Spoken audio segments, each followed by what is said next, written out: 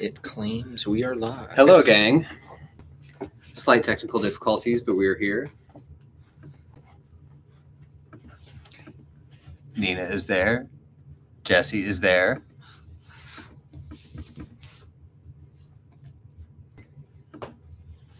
Let's do that.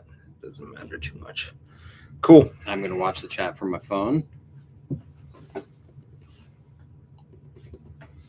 Awesome. Nina, we'll start the live stream out by stating that Nina is going to berate us for starting late again. And she will blame me. She will not blame him. I mean, it wasn't me. It was not. To be fair. That's true. Okay, yeah, we had to switch which device we were streaming from. I just want to say that if we had pre-filmed this on a VCR and I had to ship out VHS tapes to all of you, that those would have gone out on time. So now, all right, cool. Because we need space for me to be able to do this. So yeah, Josh will monitor chat.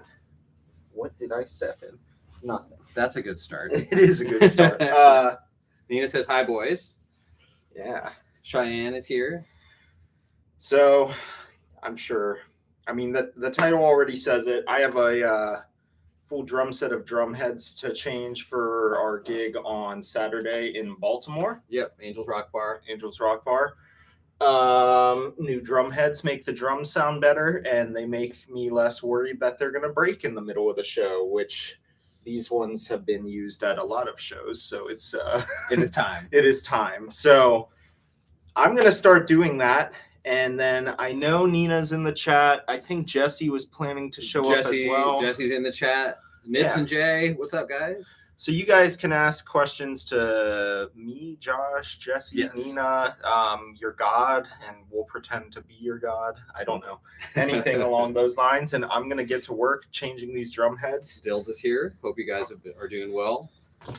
And he will never see this, but the shout out for this idea, there's an author I like who has to sign a ton of books, and he makes it less monotonous for himself. I told you he was going to talk about Brandon Sanderson. Yeah, well, but by doing a live stream while doing it, I was like, it's not books, but it works, and now I have something fun to do while we change drum heads. So we will get started. I've actually never seen this done up close. I have 5 that I'm going to do today, I think. So cool. All right. So get your questions in for Justin. Yeah. He would like to talk about Tool, probably. I'm going to go out on a limb. You can ask him about Tool. I could just explain Manowar to him. He really has no idea. So I actually have a drill bit that I should have prepped that makes this part of this process a million times faster. It's too late now. Well, you're sitting there. I might end up giving you more drum keys and say, "Oh yeah, I can twirl and twiddle." Yeah. Literature talk, Nina says.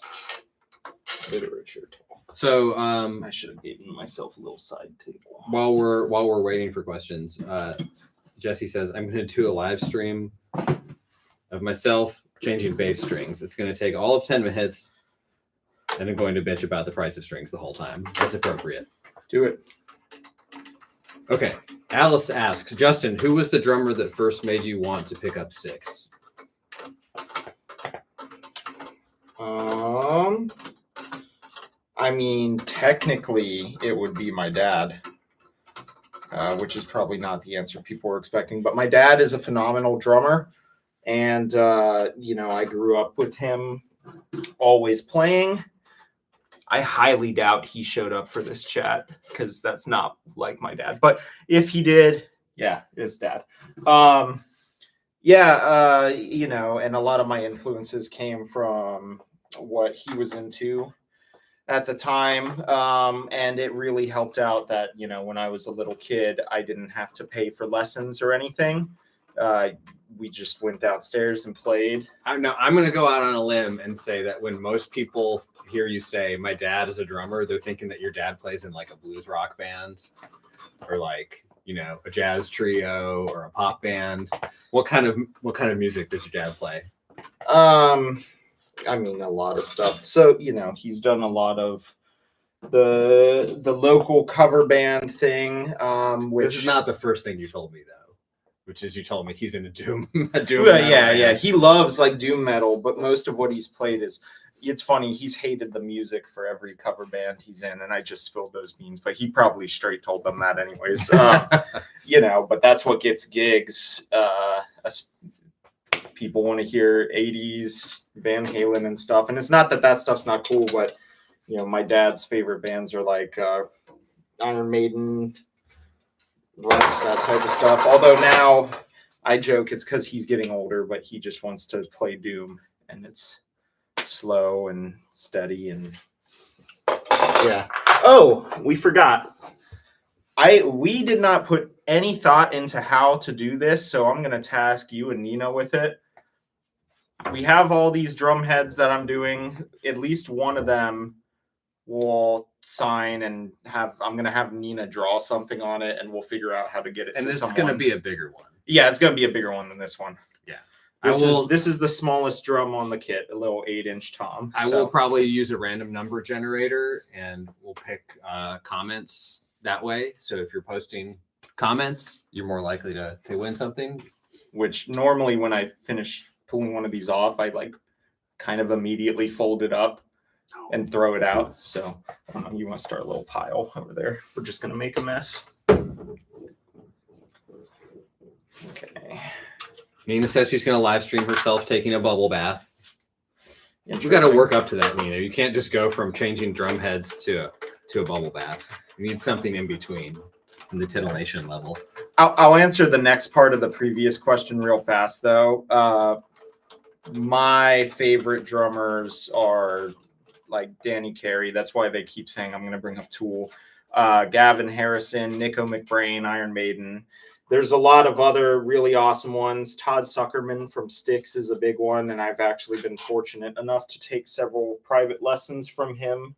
So shout out to Todd. But yeah, there's a lot of fantastic drummers that I'm a fan of. Dude, I'm so gonna lose some of these screws. It's gonna be great.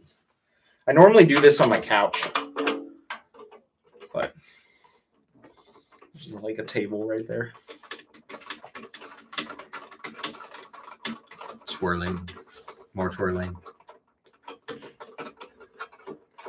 All right, Dills says, "Can I rattle off some questions? I had maybe give them time to think while you're prep." Yes, Dills, rattle off questions. Please feel free.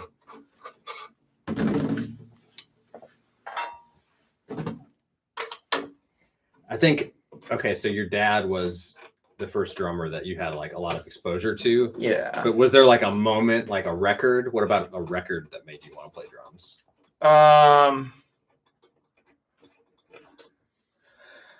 I mean, it's actually probably similar for a lot of people. Like the first actual album I owned was Moving Pictures by Rush.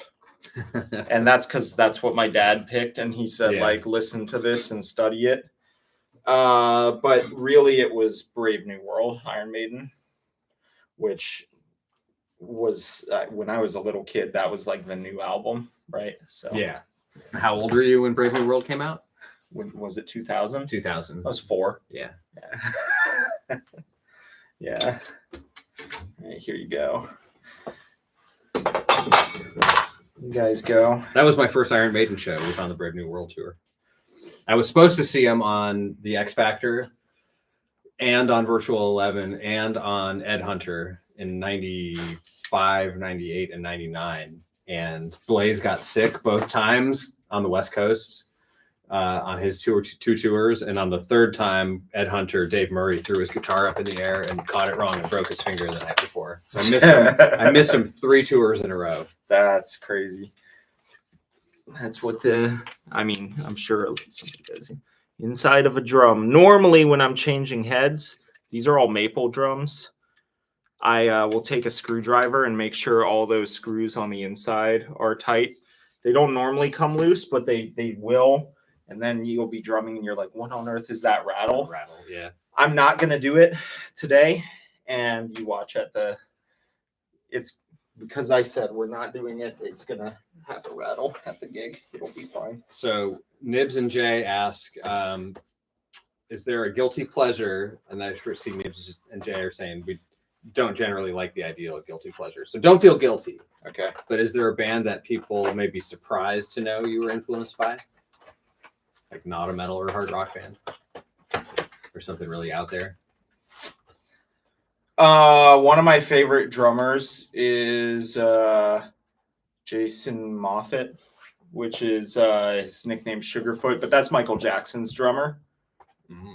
And when I teach people drums, this is another thing that my dad originally did to me, but he made me play an album by Mary J. Blige, right? And he was just like, this isn't what you normally play. Shut up, don't play fills and get through the songs, right? Yeah. But like you think about the song Beat It, most people, especially, I'll go as far to say as drummers who have their heads up their ass would say that that's a simple song. And technically it is, but good luck finding someone who plays it as well as he does. You know what I mean? Like he hits right in the pocket. Yeah. And that song doesn't need a drum fill, and he has the guts to not play one. It makes you tap your toe the whole time. Yeah. Okay. Alice says, okay, let's get into the shit talking part of this. Who's a current drummer that lots of people praise but should be replaced by a drum machine?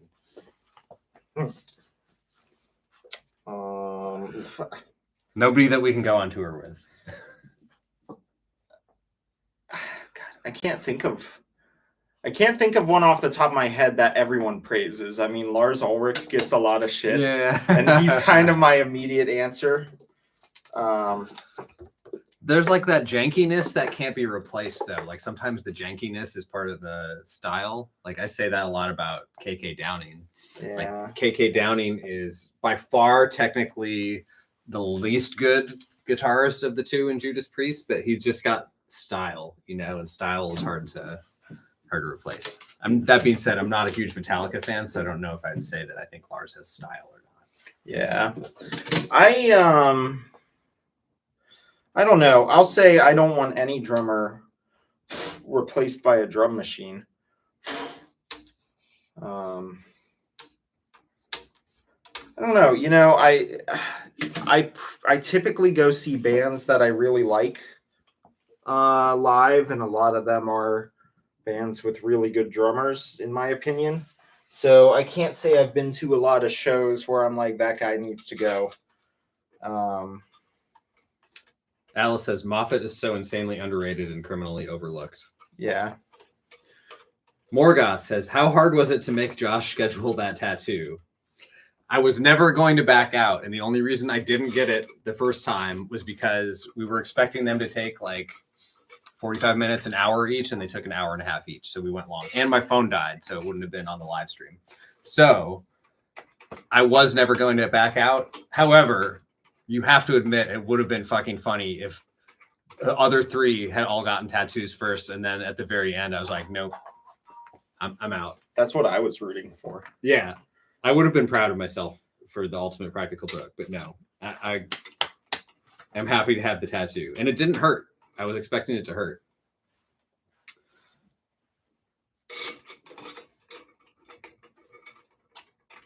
Answer Dills.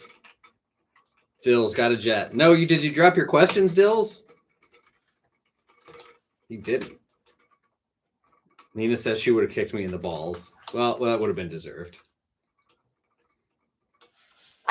Or just really fuck with him and get a different tattoo. Like my own name. Jesse says he would have gotten the tattoo anyway. Aw.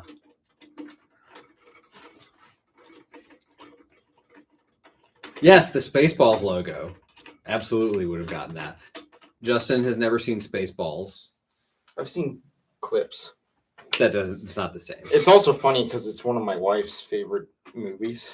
There's a lot of movies that he has not seen, such as Aliens. Have you seen Alien, the original? I've seen Alien. He's seen Alien, but he's never seen Aliens. So I guess what I'm saying is shame him.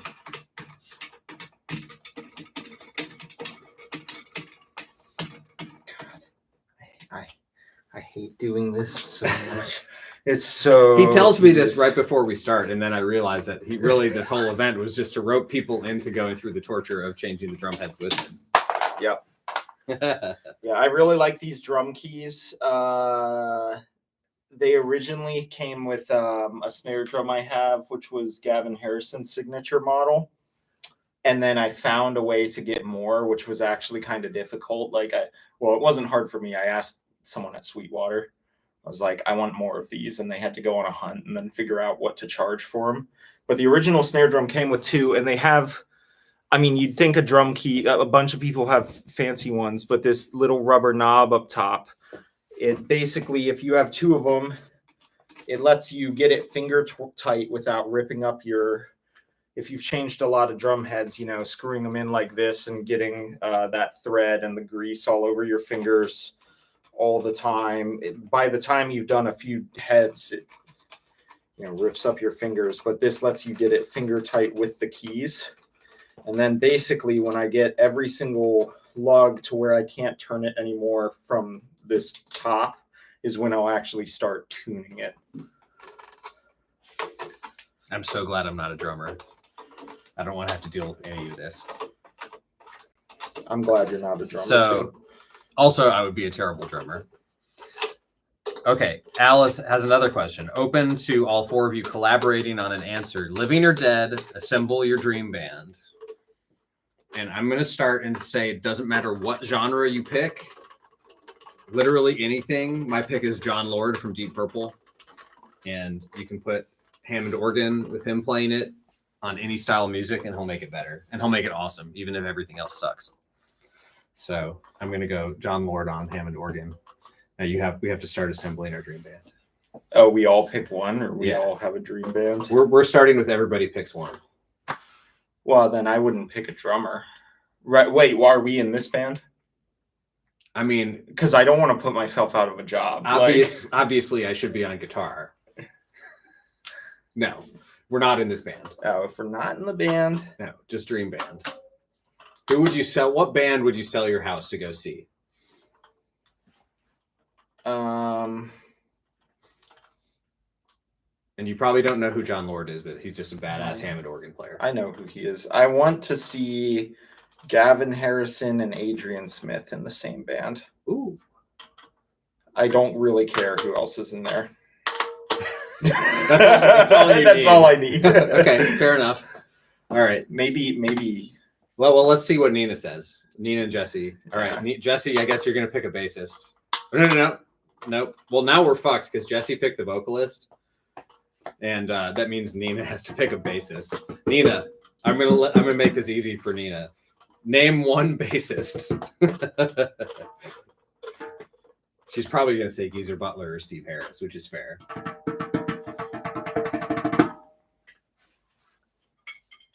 Chris Cornell wouldn't sound. 1992 Chris Cornell is kind of like John Lord. He could also do literally anything. For Josh's no headstocks. Did you hear that? They're all the same pitch first try. I've never had that happen before. Mm-mm. Listen.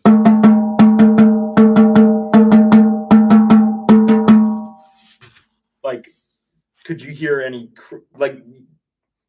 magic? It's voodoo. Everyone go buy lottery tickets. Don't do that. I didn't say that. A sound of thunder is not responsible for any money you may lose. Nina says Pata from X Japan, who I'm assuming is a bassist. I like the Patti LaBelle pick, honestly. Randy Castillo on drums. All negotiable after that. Stretching guitar strings? Yeah, you're supposed to do that. You basically do that with drum heads too. Drum heads. So I don't normally use coated drum heads, and I was going to try them on our practice kit. Mm-hmm. And then when I said I didn't realize what drum heads I did and didn't have at home, and it was too late to order them, we're going coated heads on the live kit. They're the gig. Yeah, they should. They're going to be fine. I'm not concerned at all. But now, how long will these last? Well, yeah, for our level of stuff probably a long time. I mean, other people will be playing my drum set at the For gig. our level of stuff. So if you Like, were trying a lot harder, they wouldn't last as long. Yeah, sure. Well, our gigs are not as frequent as like a touring band. I don't know. I kind of. It depends who you ask. You Because know, this is the live kit only, so it's not getting used. As Yeah, rehearsal every- yeah. a professional group. They're changing heads depending on the drummer and their preferences every few shows. They do sound better when you change them, but again, you know, I don't think many people in the audience will notice. I would expect these to last this year, barring a failure. And then if they don't last the year, it means we had a good year. Cool. All right. Another question. This is a two-parter. Why don't you like superheroes, and why do you hate America? Me. Yeah. Why do I hate America? In relation to the superheroes. Oh. Wait, who said I don't like superheroes? Ruben in the chat. I mean, you're right, but see, I'm on dangerous water because everyone in this band loves superheroes. I appreciate it, but I'm not like into comics or other things. So here you go, the hot take. The Marvel movies have been the same movie like 25 times in a row, and they're just not interesting to me. Oh, they're the same structure, basically. Yeah, but like I'm over the third act CGI battle royale as well. I wouldn't say I hate superheroes, but I am kind of hoping for something new. Alice says Josh is out here playing dirty. Nobody in the chat asked that. There you go. That's why I was like, why would bold? Who told them? I'm putting all your secrets out here. Kyle's here. What's up, Kyle? All the Marvel Cinematic Universe ruined superheroes for a lot of people. Yeah. I think it introduced a lot of people to superheroes as well. I mean, there's a lot that I really liked. They're all kind of superfluous after Endgame. Like, not to turn this into a Marvel and movie chat, but like the accomplishment of doing like a 22 movie cycle leading up to Endgame, and like we were all in the audience for Endgame. Oh yeah, cheering when Cap picked up Thor's hammer, and like, you know, they did something great. I think. I know. How much more can you do? I did watch through all of that, and I enjoyed it, but like I really liked. Like the first Guardians of the Galaxy is one of my favorites because it felt more like a sci-fi movie than a superhero movie, you know? Mm-hmm. Yeah, I love Guardians. Obviously, the first Iron Man and all those. Kyle says, movies do not equal comics. Now, did you ever read that comic I gave you? You've given me a few. I read those. I forget the names of them. Oh, you didn't. I gave him Joe Dorowski's the hardcover. Yeah, I have it upstairs. Which I'm blanking on the name. It's the one that The Fifth Element was based off of. Because I thought he would appreciate something sci-fi. See, this one's not same pitch.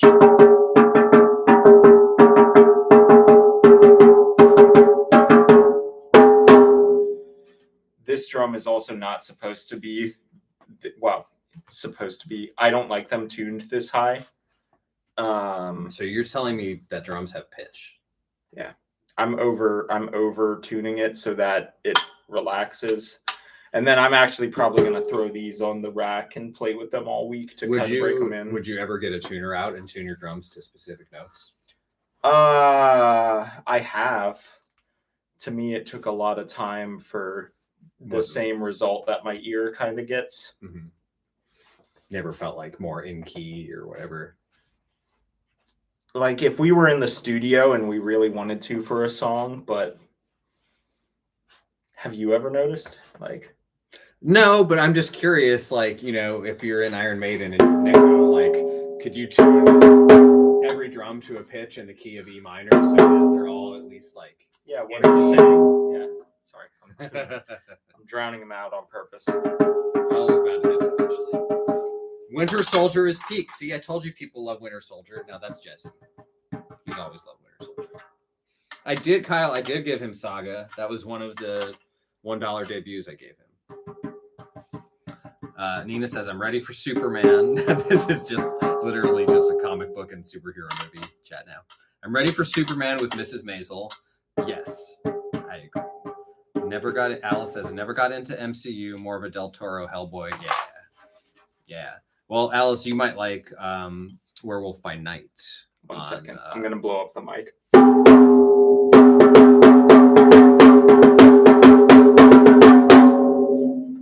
It's pretty good. It's where we'll start. So I'll tune them again before the show, but like just getting the heads on. Are there rules about playing YYZ, like going into a guitar store and playing Smoke on the Water? Sure. I didn't even realize that's what I was playing. Nina says Chainsaw Witch is Nina's just plugging our own music. Oh, favorite song to perform currently. Okay. Nina says Chainsaw Witch. Justin, do you have a favorite song in the live set to perform? So it's funny.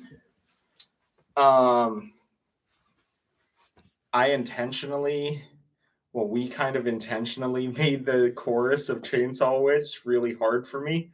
So it's not my favorite song to play live because we've been putting it right at the beginning of the set.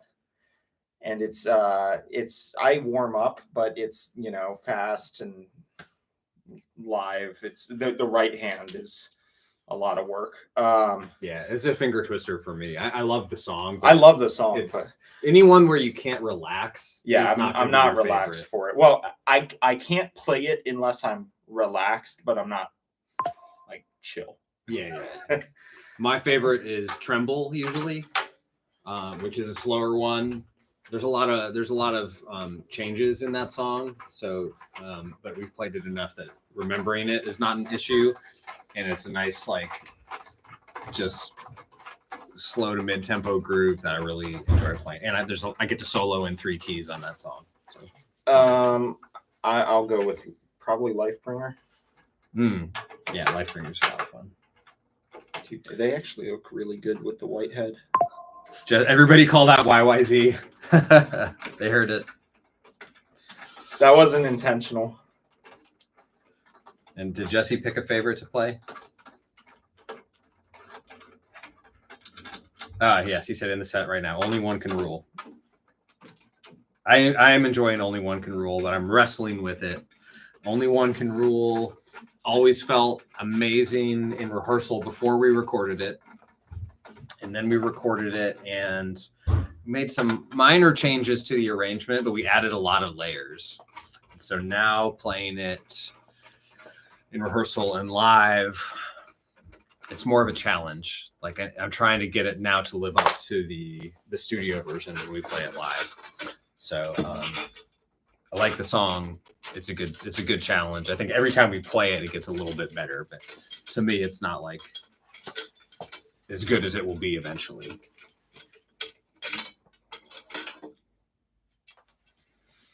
Jesse says, because I wrote half the song in E flat. Yes. I don't know how we ended up in E flat, but that did kind of turn it into a pain in the dick. Put that in the pile. Oh, Dead Side. Yeah, we'll bring back Dead Side for sure, Jesse. I miss playing that one too. And Justin said we haven't played it yet, but he wants to learn Phantom Flight. So I expect that'll be back in the set before long too.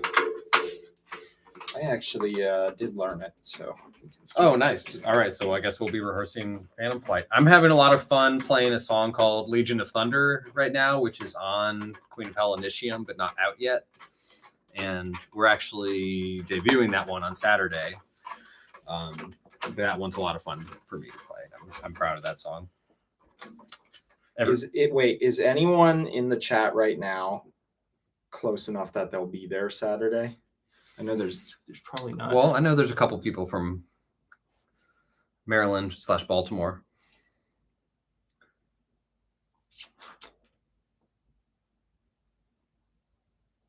All right, Kyle. Yep, Kyle says he'll be there. And Empire, that's Martin. Hey, what's up, Martin?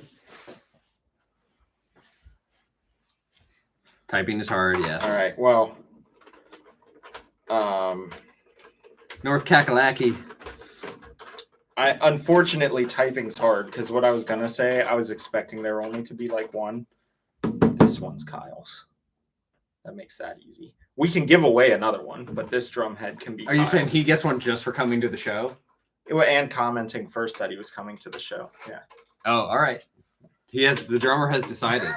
Kyle's getting the drumhead. We'll save the bigger drumhead for a more fair giveaway. Kyle, if you don't want a drumhead, then that's fine.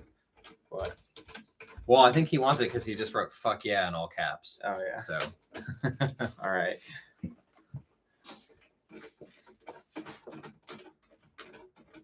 Nina, you'll have to think of what you're gonna draw for Kyle on this. Speaking of drum stuff, how are we all doing with the grieving process of Nico stepping down from Iron Maiden? I was pretty okay with it because I saw them live in Baltimore in November. Hello. We have a visitor, but and he's one of my favorite drummers, but he also was struggling and he had a stroke and he's been pretty open about it. I mean, you felt like he was struggling when you saw them? Yeah, the show was still really good, but he just wasn't playing parts he used to play. And he even says, he's like, it's not that I don't want to play them. I literally can't anymore. Like, apparently he has trouble with 16th notes because his hands aren't coordinated like the stroke. So it made sense. And he had a great career. And I'd rather watch him step down than, while it was still a good show. Martin says, I have no idea what a drumhead do. Well, looks good on my wall is what it do. I can show you. Well, okay. I understand what he was asking, but I mean, that sounds terrible because it's not tuned. But I'll show you what happens if there's not a drum head. That's what they do. Yeah, you don't have to, but they do sell really cool frames for drum heads. And it's a cool thing for, like, it's easy. It's an easy surface for everyone to write on. I just see a frisbee. A frisbee, basically. I put this one aside. That's the Kyle special. The Kyle special. So yeah, I really can't imagine Iron Maiden with another drummer at this point. Oh yeah, I'm not happy that they're continuing. Like, if they do another record, it sounds like Nico will be on the record, which is good. I don't think they should do a record without him at this point. But I don't know how I'm going to feel. Okay, so if the new guy comes out and you sense that he's intentionally aping Nico's style, is that better or worse than him just coming out and being himself? I don't know. It better sound like Iron Maiden. I mean, it's going to sound like Iron Maiden, you know. I'd almost rather them do a new album with the new guy if they really want to continue. And that's not me saying anything about Nico, but like, if they're choosing to go on, let the dude make his mark. Yeah, that's true. That's true. Also, if Nico really can't play 16, that means they're extremely limited in the studio. I have a sneaky suspicion that the new album's recorded, and it was recorded before his stroke. Before his stroke, yeah. Yeah, I agree. Man, see, we're only on the third drum head. It's been half an hour. That's not too bad. There are obviously people out there who are way faster at this than me. And if you're a home drummer who's really fast at this, then good for you. And like I said, if I had the drill bit, it helps. But, you know, I don't do this so often that I'm just like a machine at it. JS says Jean-Paul from Clutch is an amazing drummer. I'm not super familiar with Clutch, but I know a lot of people that like love them. It seems like a band that if you're into Clutch, you really, really love Clutch. Misty Knight's Bionic Arm. Hello. I don't know who you are in real life, but I get the deep cut and I love it. I don't know. I guess it's not that deep a cut if you're into comics.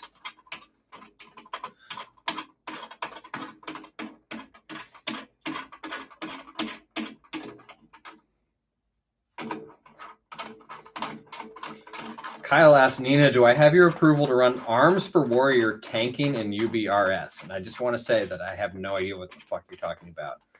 But I assume it's a video game thing. I'm going to guess World of Warcraft. But what is UBRS? I'm so lost. I'm feeling very old and out of it today. Between YouTube streaming, charging connectors, and these kids and their video games. You're gonna come be in the live stream? What'd you get? Chicken and tteokbokki. What kind of chicken? Some spicy, some not. Justin's wife may come host. Oh no. Well, you grab food. You're welcome, Kim. If you want to try it out, I'll try it out. I got some plates. I have a feeling I'm going to be lowering the pitch of all these drums.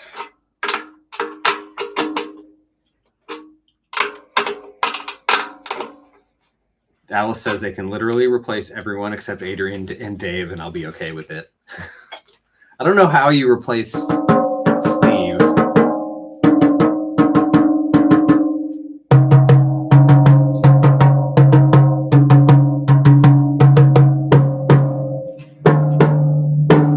Yeah, I'm going to set up silverware and then you're good.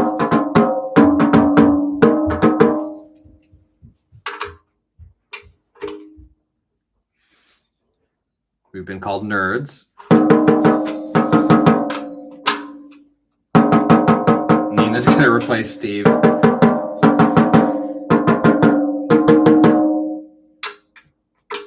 Okay, Kyle asked Justin, I'm assuming that you haven't learned every song yet. Dude, we haven't even learned every song. And some of those songs we haven't played since we recorded them. Do you have three songs that you want to learn? Were there others besides Phantom Flight? Or was that our only other good song? Yeah, there's none. No. The funny thing is, I don't know. I've had to focus so much on what I'm learning that, like, even though I've listened to everything, I don't necessarily know them all by name. There's isn't there one that's like King Charles or something? Charles II. Charles II. Yeah. That one's cool. Nina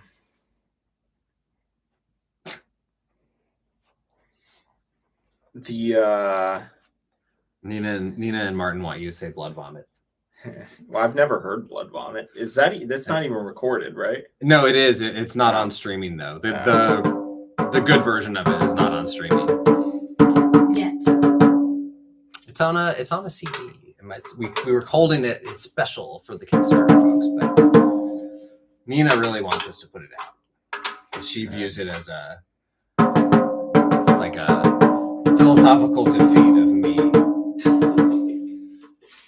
Because I never thought it was dumb. I'm maybe not the most proud of the concept. So are you just reading off fan questions? I'm reading the live chat, on YouTube. I mean, It Was Metal album is my favorite album. Just, I don't know why, it just is. That was our last kind of normal album, so that makes sense. Tamiris, yeah, it's good. That's on our list. It is. Yeah, we did put Tamiris on the list. We have like a 2.5 hour master set list that we're in the process of working on. We have about an hour 30 worked up right now. Yeah. All right. Why is there one that other than we heard Blood Vomit? Well, like a request. The long-term classics, the go-tos were Time's Arrow is probably the big one that we haven't played with you. Queen of Hell and Uter in the set already. You never know. There's a layer of oil between the drum heads. Yeah. I knew that.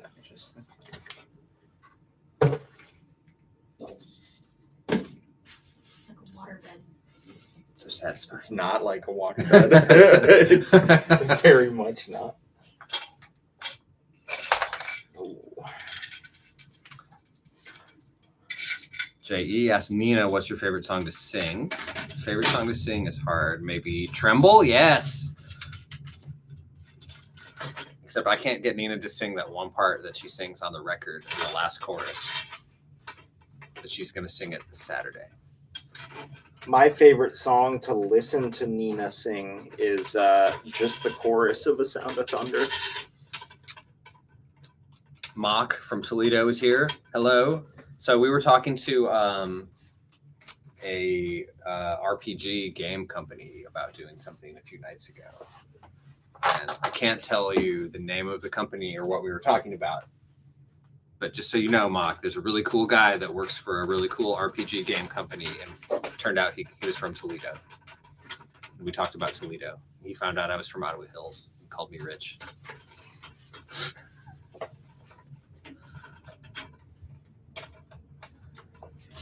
Yeah, there's something happening with an RPG game company. Hopefully we can tell you what it is later this year.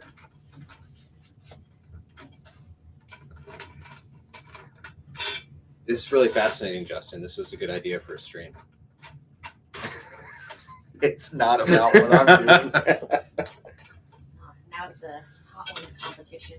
Yes. How many drum heads can I change? Wow. Yes. So I have a feeling he would have won our Hot Ones competition had he been in the band at the time. Yeah, he does Thai hot. I don't do that. I do kimchi hot. What's kimchi hot? What's the difference? I can't say it. Aren't we not supposed to swear on YouTube or something? You're not supposed to swear in like the first few minutes, I think. And then it doesn't matter. Because I think they only scan the first few minutes or something. Well, I guess it depends on your palate, but kimchi hot is, to me, only halfway to Thai hot. Okay. Like if I order from a Thai place, I'll go number 7 out of 10 normally, or number 8 out of 10. Mm-hmm. But kimchi Thai- hot, I'm thinking more like a 4, So okay, 3 to 4. so just a little bitty. Enough to feel it, but not to regret it later. Who did win the Hot Ones? Did anyone win? Is there a winning? Okay, we Or screwed is up. it just universally? We have to do another Hot Ones night because I sauced all the wings before we cooked them, and They weren't very hot. I did not realize that on Hot Ones they sauce the wings after. So For more effect. yes, so they were all tossed in all those sauces. We did the bomb and last dab and all that, but yeah, they just weren't that hot. I don't know, but we were all drinking tequila, so maybe there was some magic effect from the tequila that helped the spice. But yeah, everybody was okay. Nobody crapped out. We all finished all 10. Secretly a health potion. Yes. Or maybe just being slightly drunk was the key. And as far as I'm aware, nobody fessed up to any bathroom situations the following day. So my takeaway at the time was that we're spice lords. But now there's an asterisk on that because I sauced the wings before we cooked them. Technicality. Yeah. So I think if we sauce them after next time, we'll do it again with Justin. It's going to be a lot hotter, and we'll require more tequila. Mm-hmm. Oh, Nina says she won, and she's calling me a liar. How did you win? How did we determine who won? I don't remember that. Yeah, I don't know that there's a winner. There's only losers and people who made it through. Yeah, nobody lost. Nobody lost. I was really worried about the following day. I have a condition that we call Cajun mouth Hebrew butt. So I enjoy eating spicy food.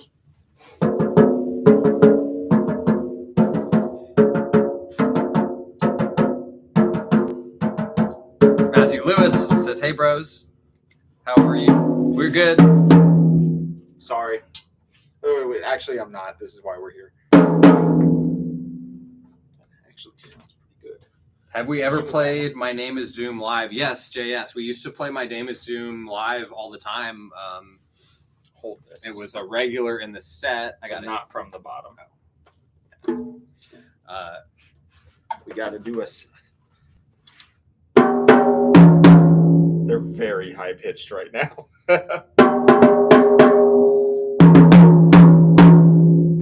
Oh well. now give us a full YYZ. See if we can trigger copyright protection. No. So anyway, My Name is Doom was in the set in 2010 and 11 and 12. We haven't played it in a long time though. I will say, having rearranged it, like if we had written that song a few years later, it would have been a 7-minute song instead of a 10-minute song. There's a lot of repetition in there. And in fact, when we re-recorded it on the second live CD, we did cut it. I should let you finish talking before I do that. Hope Nina feels better. Yes, the flu and the cold ran through this band like a plague recently. Well, you haven't been sick since December, right? Yeah. I was sick in January, and Jesse and Nina were both sick last week. I do kind of actually like having a really high pitched one. Yeah, that's a good interval. That's really all I do is I'll check. Although that has a slight sympathetic ring. Somebody asked, "Who do you main on Street Fighter?" Because you posed with the Street Fighter machine at the arcade. Do you have a go-to? No. I have played Street Fighter like twice. We were in the arcade and we all had to pick a machine. We had to pick a machine. For some reason, I picked Paperboy, like the least metal machine one I could have picked. At least like a Street Fighter.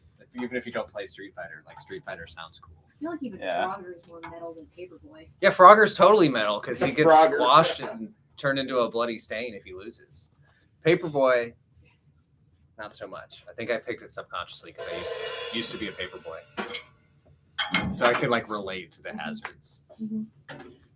So Before Josh, just how Yeah. different these drums sound Ooh. versus that one. I mean, Yeah. people don't think it makes a difference, but it does. Queen of Hell live. Yes, we always play Queen of Hell. I'm still trying to figure out how Nina thinks she won the hot sauce challenge. All right, I'm catching up on the chat, folks. Nina says he will never beat me. What the fuck are you talking about? It's very competitive.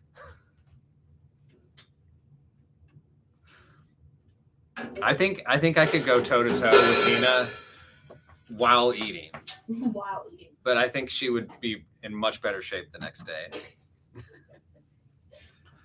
Doom, absolute classic. Yeah, it's just Blood Vomit and My Name is Doom and Walls probably are like, I guess they're classics to our local fans, but they just never, because they came out earlier, they never got promoted after we had fans in other places.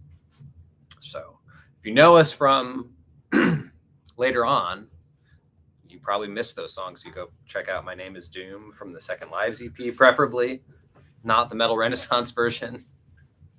All right, Josh, hold on. We're going to make some noise. Yeah, this is where I interval check them. Off camera. They actually do sound really good. They're just This is where I accidentally unplugged the whole stream. yeah, it's fine. They sound really good. They're just way higher than I like them, but I'll leave them like this to stretch them out a little bit, and because they're gonna loosen up after I play them just even 20 minutes. You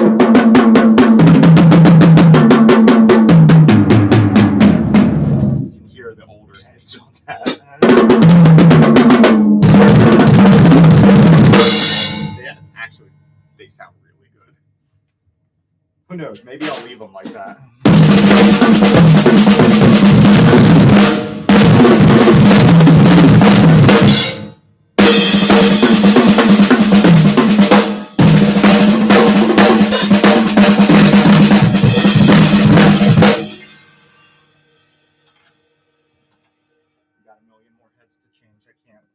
Just keep going. Almost got sidetracked. The only thing is, if I leave them that high, every other metal band that plays on our kit will be like, "What the hell is this?" You know. Well, so far it's only one other band using your kit on Saturday. Oh, only one. Only one right now. Yes. Wasn't it two? It was, and then that band. I guess that guy has a weird drum setup, and so he wasn't totally comfortable. So just the one right before us. Yes. Right. Yeah. Bring on the. Nina says you want to go, bro. Bring on the wings. We will. Let's just do the hot wings challenge next Kickstarter. Let's do hot ones again, and we'll do it. That's Jesse saying do the John Bonham. I was Right. like, no one Do the too many John Bonhams. Yeah, too many John Bonhams. Oh, show Josh that. Hold on. What are we? Okay, that is beautifully plated. That is crazy. Now what? Whoa! I almost dumped it. Right on the laptop. Right too. on the now, laptop. full disclosure though. That is like a perfectly formed Chicken tender. piece of chicken. Now, did you make that or did that come from somewhere? She made it. I sourced it. She acquired it. All right, we're catching up on the chat. You're gonna please, John. I'm just gonna eat dinner. Yes, Justin's beautiful wife Madeline has joined us. Now is the time to ask questions about Justin. Mm-hmm. Ask the questions you really want the answers to now before he comes back. Don't be surprised if you're disappointed in the answers. I don't know. He's coming back already. I need that seat. Oh, You're all no. too slow. You could have found out the real dirt. We're starting to get larger. That didn't sound right.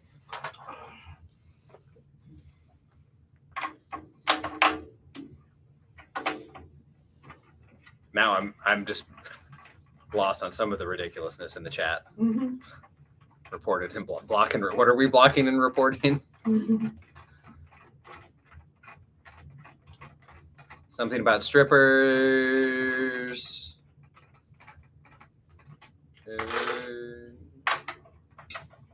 Oh, okay. Wow. Okay. I just go with name brand. Am I the only person that can ban somebody? That's not cool. Working on it. Hide user on this channel. Okay, sorry guys. Put user in timeout.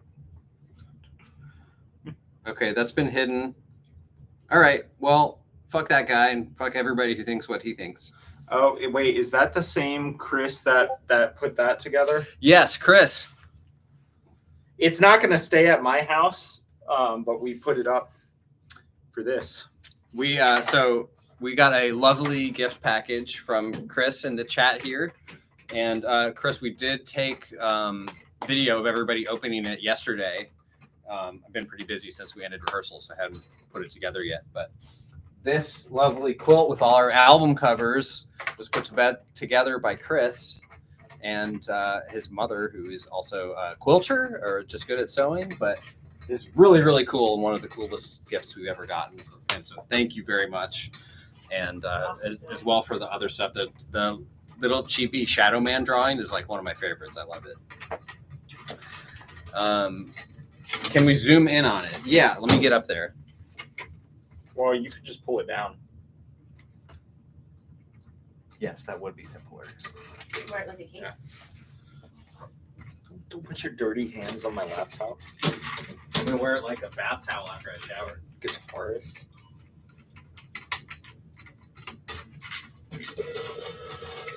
All right. 10th anniversary times arrow logo, and then the album's in order.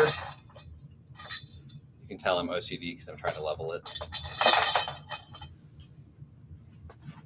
I appreciate that the Kickstarter only covers album is on there. And we're pretty much all cut up. We'll make room for Queen of Hell on the next one. And we just commissioned the cover for Queen of Hell Part 2 yesterday.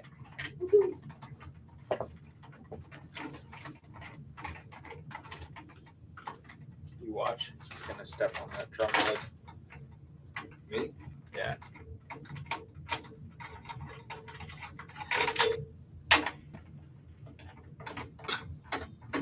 Oh, you're nice.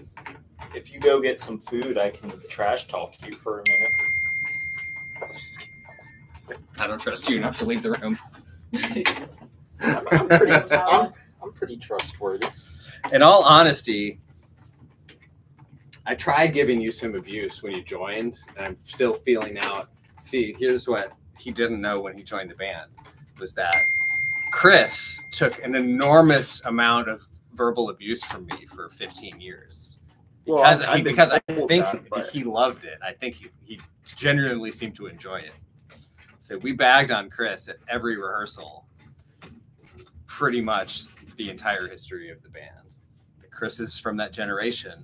I'm closer to that generation where like your love language is just mercilessly mocking each other. That's bonding, right?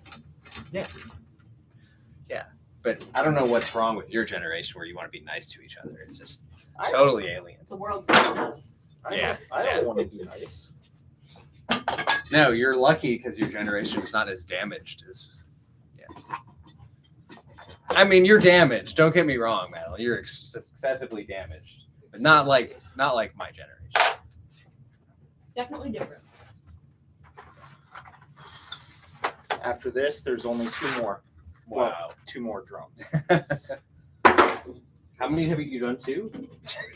Yeah, this is the 3rd. Doesn't it feel like he's done like 30 drums? Yeah. Well, I mean, we don't have to do them all either. No, this is just. Well, I need to do them all, but listen, we had a hater, and I guess since I'm the only one that's actually logged in, I have to keep an eye on the chat so I can ban those people. However, we made it. We got a hater. what did they say? Something we're not allowed to say?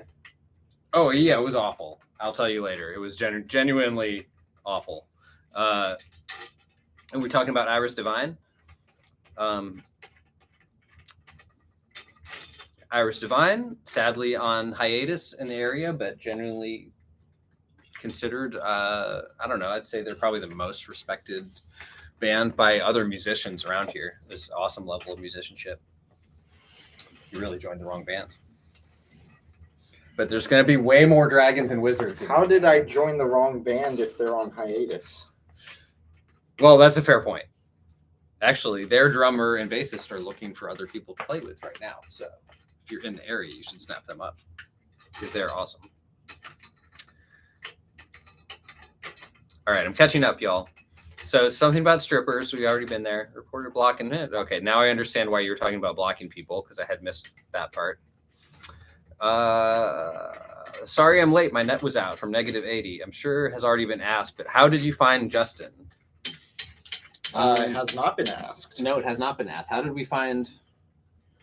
Honestly, I know less about it than you do. Really? Yeah, Okay. I mean, like, I know about it, but you can start. Okay. I'll tell it from my perspective after. First of all, I admit I was negative about the prospects of finding another good drummer who would fit into the band creatively and personality-wise in the local area. Master Sword, a local Legend of Zelda themed band, they're friends of ours and they're a great band, but they lost their drummer and it took them 2 years, I believe. They were looking for a drummer for 2 years and they ended up breaking up before they found a new drummer. And I just figured similar sort of, at least close to us genre wise. And, they're somewhat technical and power metal-y. I just figured if they couldn't find somebody, Master Sword, if they couldn't find somebody, we weren't going to be able to find somebody. And then Chris retired. And like, as soon as word went out that he was retiring, like 2 days later, we got a message from this guy's friend, Daniel.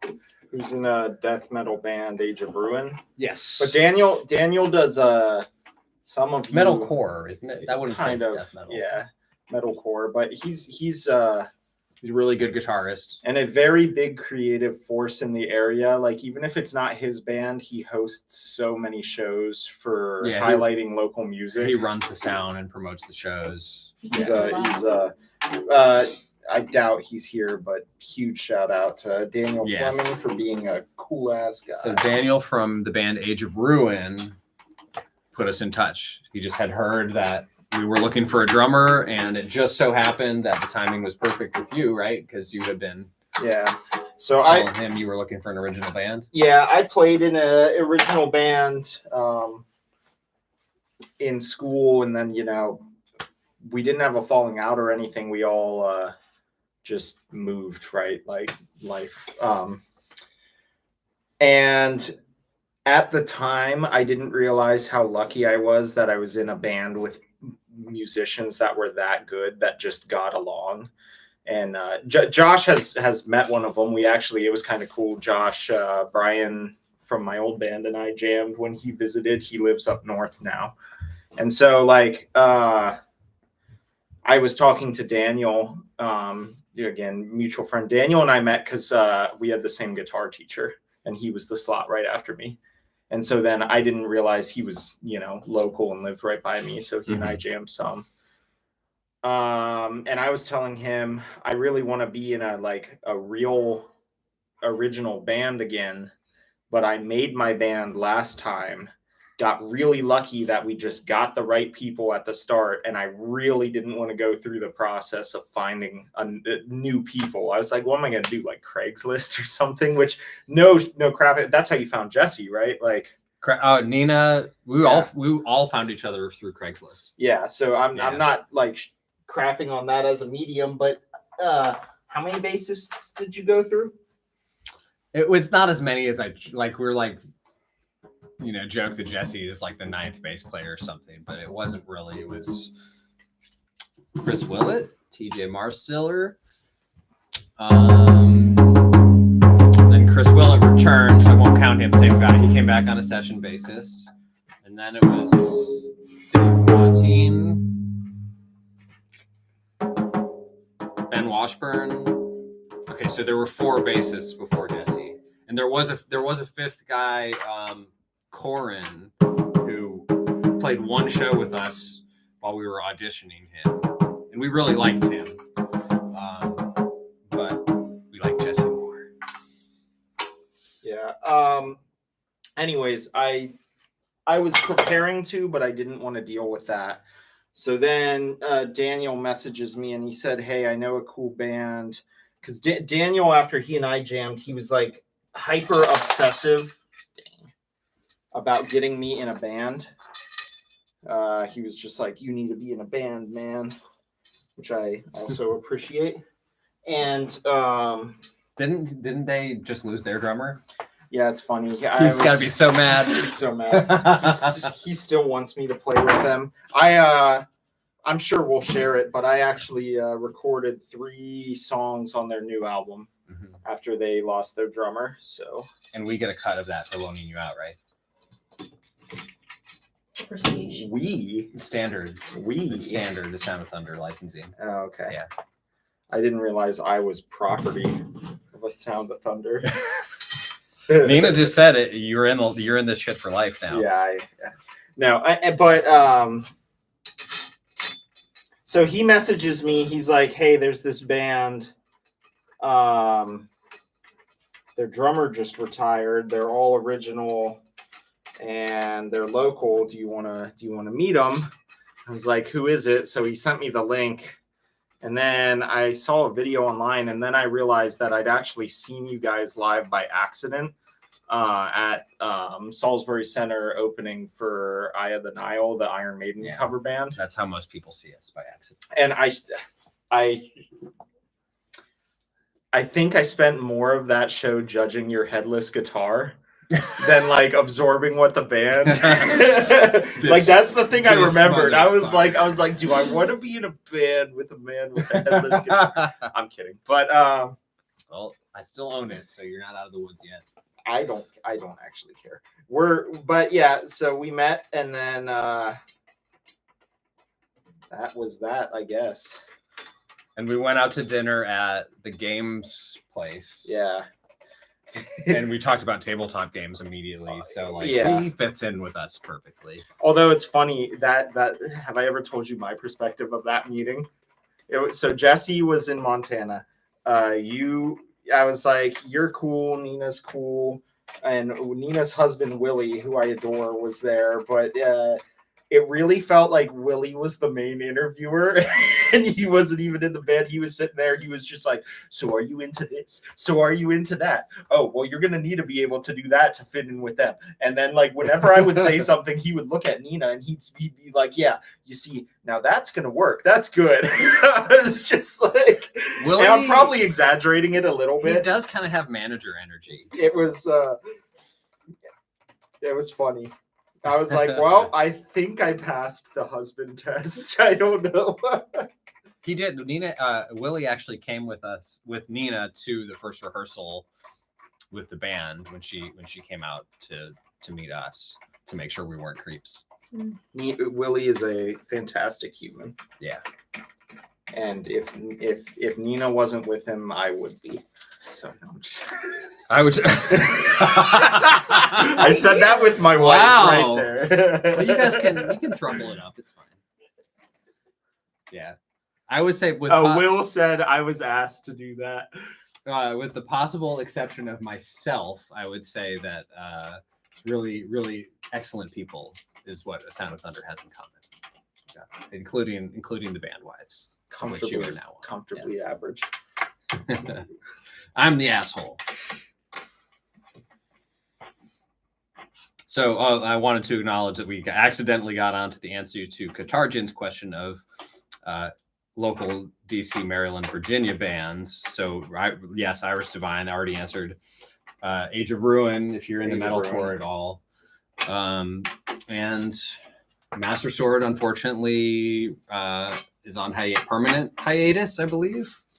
Any other local bands you like? I unfortunately, and I'll be honest, I'm not as versed in local bands as I should be. When I was in school, I wasn't like near up here, and then I just really meeting Daniel was when I kind of got into the local scene again. Yeah, and so what about good local scenes for finding local bands? Good locals. Well, God, I mean, all the places we used to play closed. Now, like, I mean, here in Manassas. So. How long has this Angels Rock Bar we're playing at been around? Is it newish? No, Angels has been around for a long time. I think 10 years at least, maybe longer. And yeah, so we've been rehearsing for most of the band's history. We rehearsed twice a week, every week. And then we would have a gig about once every month or twice a month. So that was pretty much my music time. So I'm not really going to shows besides that. You know, I'm trying to like not get dumped. We're officially paying the cat tax. Oh yeah. You guys are gonna hate me. This is Jambi named. No. No cat claws on brand new drumhead. Jambi though, named after a Tool song because I thought it would be a hilarious pet name. See, I thought Jambi was named after Pee-wee's Playhouse. That's what the song was named after. So he is named after Pee-wee's Playhouse in a roundabout way.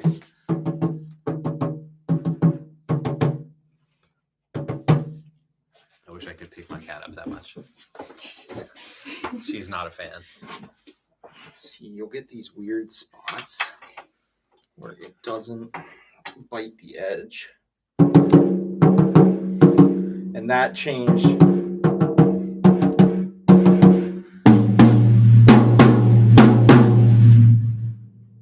That one sounds really good. JS says, tear it up, Justin. JS says, tear it up, Justin. Cheyenne says they found a new drummer, just ended up moving away. Who did Master Sword? Good drummer is hard to find. No. It's our friend Cheyenne. Can you guys just do a Trogdor cover already? Nina has been asking for Trogdor. Trogdor? Yes. Nina wants to play bass on Trogdor.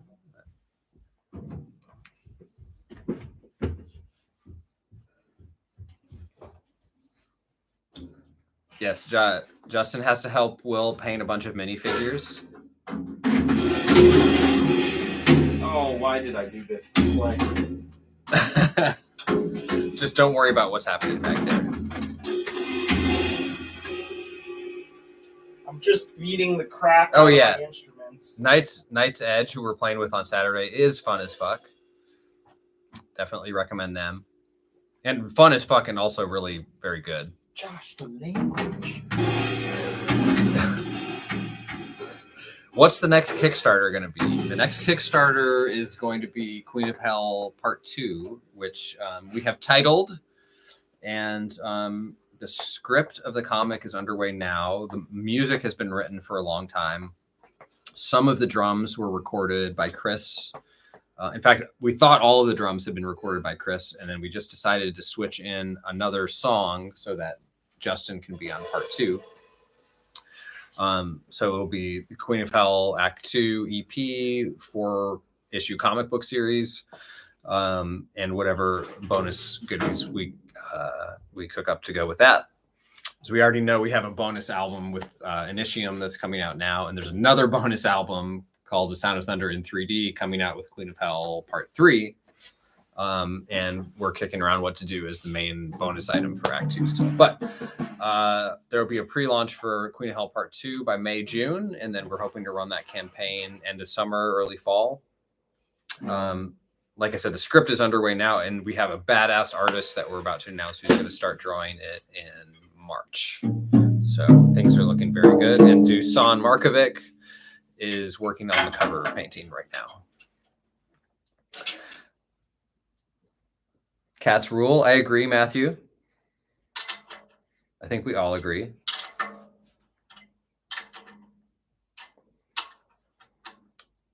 Okay, somebody's going to have to tell me who Christopher Daniel Barnes is, because I don't know who that is, but apparently I look like that's this person. On it. Madeline's looking it up. All right, Josh, it's interval check time. He better be incredibly handsome.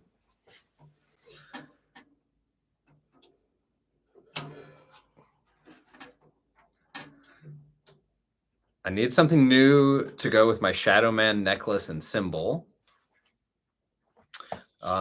He was the guy that voiced animated Spider-Man. Oh, well, yeah, because he's got the stripe and the, yeah. Yeah.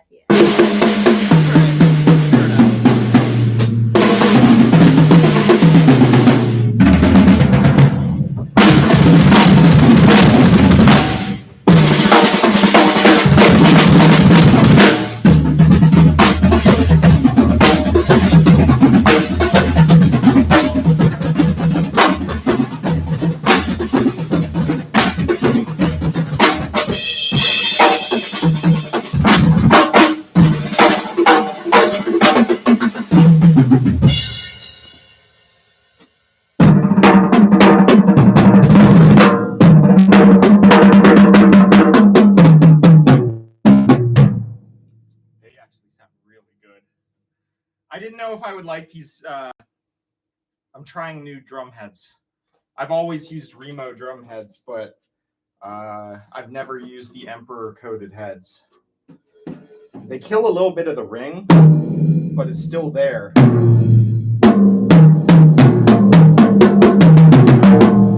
actually don't even hate that high, because as I get these done, it's funny. You'll notice these drums are red and the other ones are oak. So like this is my at-home kit, and when I got my first job, I put every dime I had into this DW collector's kit, because I played my whole life, and I used to use, you know, just my dad's gear but then I needed my own drum set, and I was like, wow, I might as well get the one that I want, because otherwise I'll spend the money on it later up front. So I basically I had no money after getting this kit, and I love it, which is why I don't gig with it. So thankfully remained employed, and I got this it's a DW performance kit instead of a collector's kit, but it's almost identical. which means I don't have to change any of the hardware.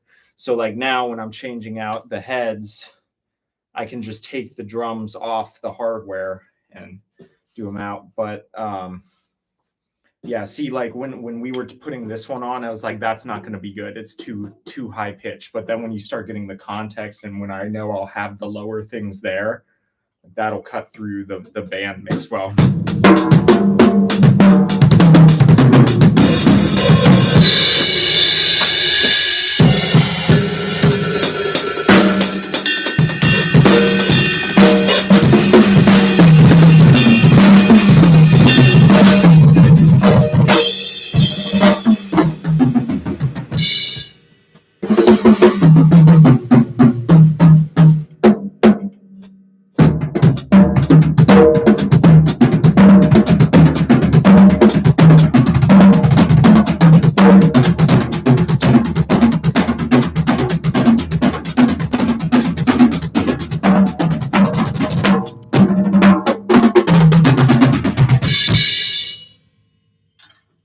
Big drum tuning time. Sounds like drums. I go get the floor tom now.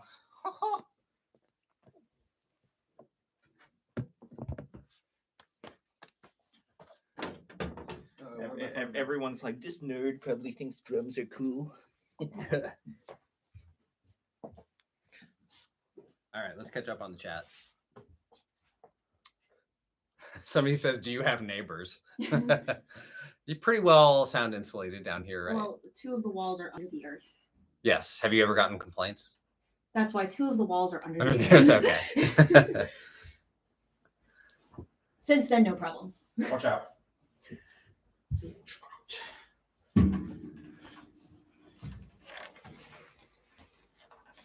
Madeline or Josh, could you make that? Thank you. Yes.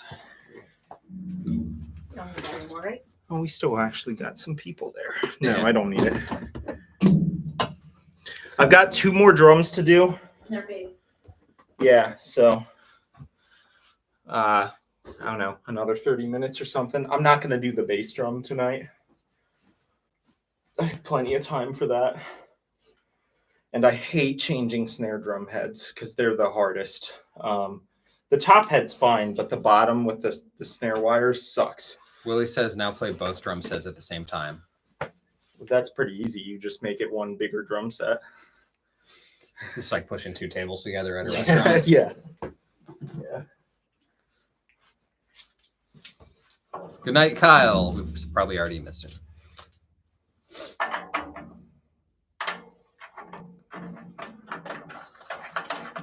Negative 80 says, you sound awesome. My neighbor is also playing his drums next door right now. Hey, Debbie. Yeah, this whole room was a massive project.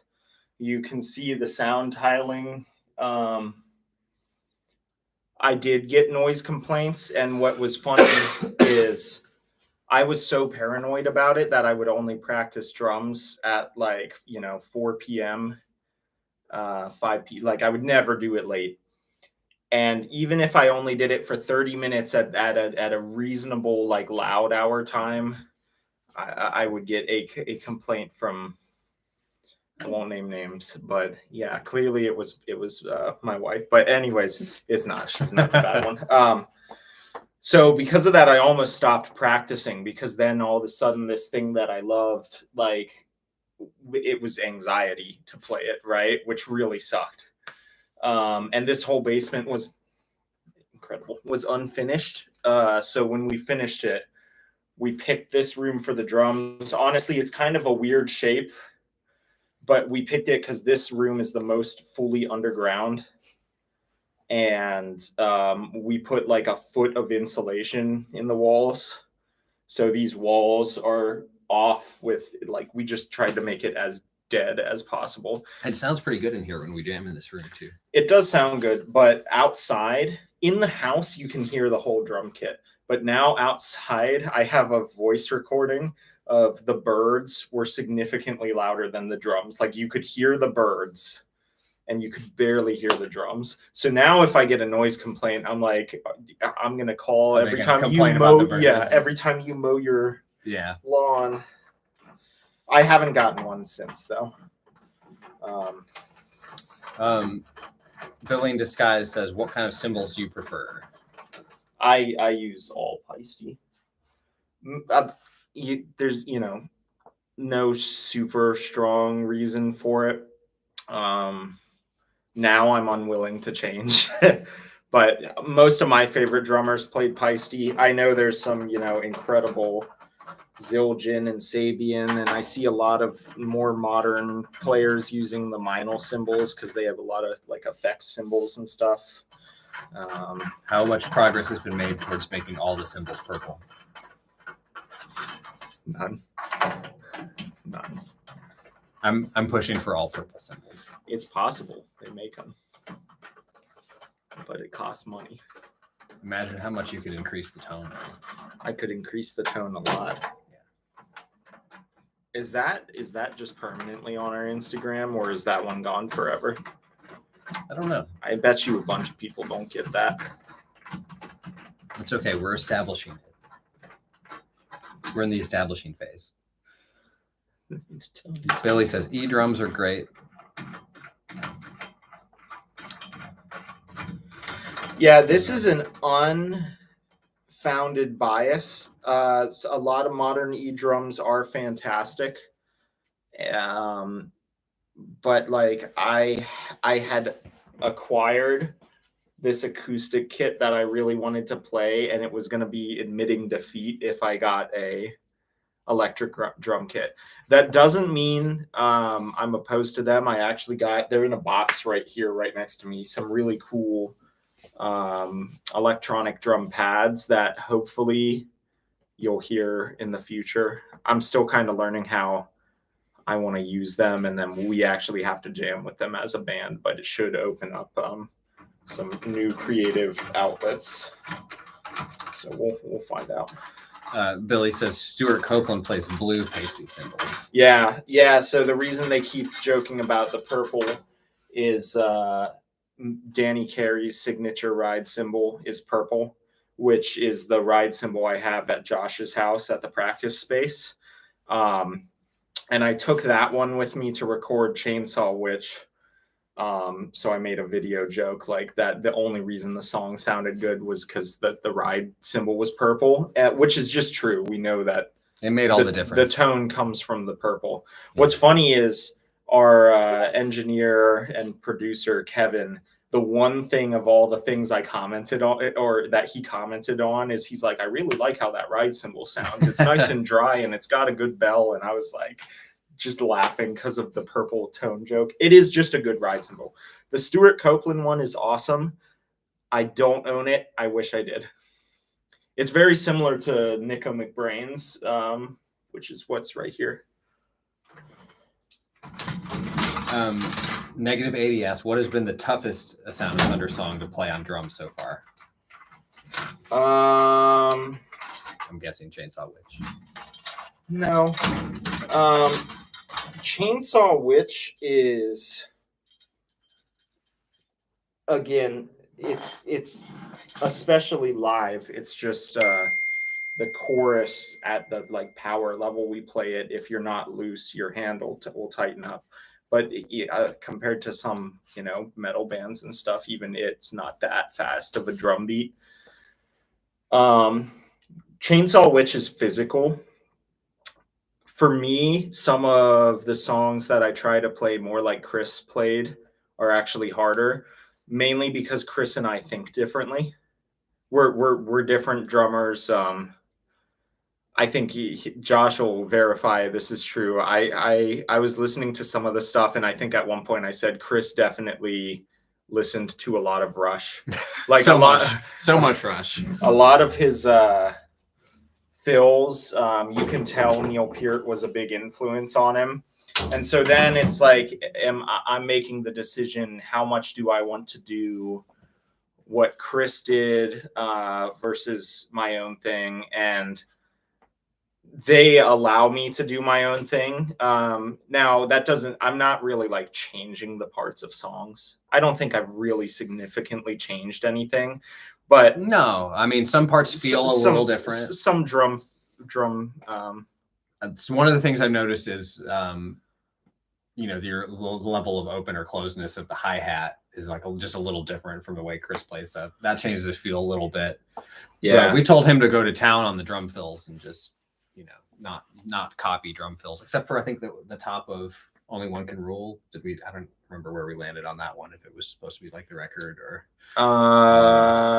I've been playing it mostly like the record, but yeah. It depends on if I remember to or not. Yeah. Honestly.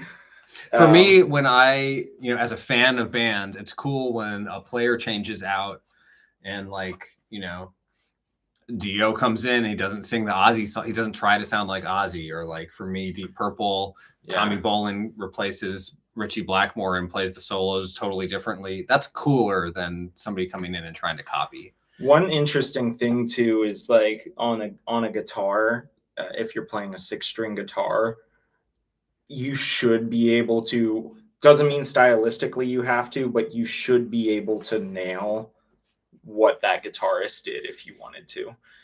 Part of like your comment on open close versus how Chris played it, my kit at their practice space is set up very differently than his. So there are some things that I just like can't do on that kit. So for example, Chris would do a lot of double bass with the hi-hat. And I'm pretty certain from seeing his kit, although if I'm wrong, I'm wrong. He had 2 hi-hats. I have 2 hi-hats on this kit. So on this kit that we're gigging with, it's a lot easier for me to do those parts because I can use the closed, slightly sloshy, permanently closed hi-hat for the double bass parts. But on the kit at their place, it's all one hi-hat. So if it's a song that doesn't need the double bass, I have to be able to open and close the hi-hat. But if it is double bass and I left it full open, it would be like a sloshy mess. So I have a drop clutch. There's actually one right here. I can move the camera and show later. But basically you hit like a lever and it drops the hi-hat closed. And then when I click my foot the next time, it'll re-engage and pull it open. But that gives you, once I do that, right, like that's set how it is. There's no control over that. So yeah. When we're practicing, a lot of the songs, it'll be like, if this is a lot of double bass song, that hi-hat's just staying closed. And then it's funny, I've spent a ton of time working out in a song like Udaroth, how to get that closed in the middle of the song without missing beats, which is funny because I've like perfected it and will never use it live because it's only at the, right? Like live, I have the second hi-hat. So we've been messing around with a lot of stuff in rehearsal that we don't intend to do live. Yeah. It's just like, to jump back to the initial question, I'm going to answer 2 ways. The song I have changed the most, I'm going to say, is Fortune Teller, because you hadn't played it live and I heard it a certain way and wanted to do it, and they didn't say no. But it still follows what Chris put down. The hardest ones are, I don't know. I'm actually going to say probably Kill That Bitch, just because I feel like that one I need to play like Chris plays. Like that song is that vibe. And so the whole time through, I'm just trying to remember what he did, which I know technically it's not like the most, the technically hardest song is not necessarily the hardest song. Yeah. Yeah, there's a very specific feel to Kill That Bitch, and there's not a lot you can really change. Yeah. There's not a lot of room. Nothing goes on long enough for you to stretch out much. Yeah. There's a lot of specific like tight accents that have to be hit. Yeah. That makes sense actually. Yeah. Wouldn't have guessed that, but it makes sense now that I've heard it. I can't think there's well, hopefully you're not mad that I point this out, but this is not a dig, but it was oddly funny for me to watch you struggle a little bit playing the double kicks in the chorus of Udaroth because they're not fast. Yeah. It's like a weird in-between tempo. Yeah. No, that was funny. So at the recorded version of Udaroth, I'm doing a great job. This question has made me not make progress on this, and that's good. That's a good question. The recorded version of Udaroth, double bass, right? you have to practice everything, right? Any of you who play an instrument, just because you can play something fast doesn't mean you're good at it slow. And Udaroth is literally exactly at the point where I could make it through it with a single pedal, but it wasn't fun, right? And so that's the point at where I switch from single pedal to double pedal. And I had never really practiced that speed, just a hair above my single foot speed, right? So my double bass, I had to sit down and just drill it, and now it's Now nothing. that was the only part where the first few rehearsals I was like, there's a crack in the armor. Yeah, But now he's got it down. Yeah. Which is funny because if you asked me to play way faster than that, it was no issue. I could tell. We could tell immediately he can play really fast. I mean, you can keep up with it super fast, right? We actually have worked that in. We joke. changed the live arrangement a little bit, Yeah. so there is some super fastness. Ooh. I'm gonna talk a little bit about the drums since Justin's been distracted. This is an iodized coating. They dip the drum in mercury. Mm-hmm. And then they do this iodized coating in a bath.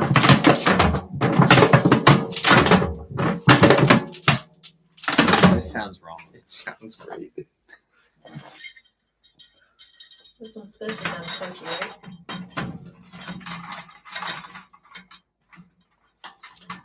Yeah. Jesse agrees the tone is in the color.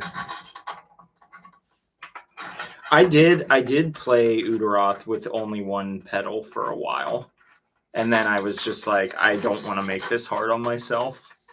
Alice says, bless this man for pronouncing Peart correctly. Yeah. It's Pert, right? Like the shampoo that he makes? Bad dad joke. Really bad dad joke. Well, I know Pert. That's...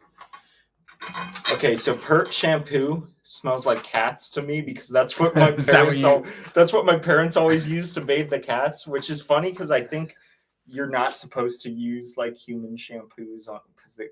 Anyways, I can't put that on my head and not just be like, this is what a pet smells like. We need to get to the really entertaining part of this live stream where you tell the story about the time your cats had diarrhea all over themselves.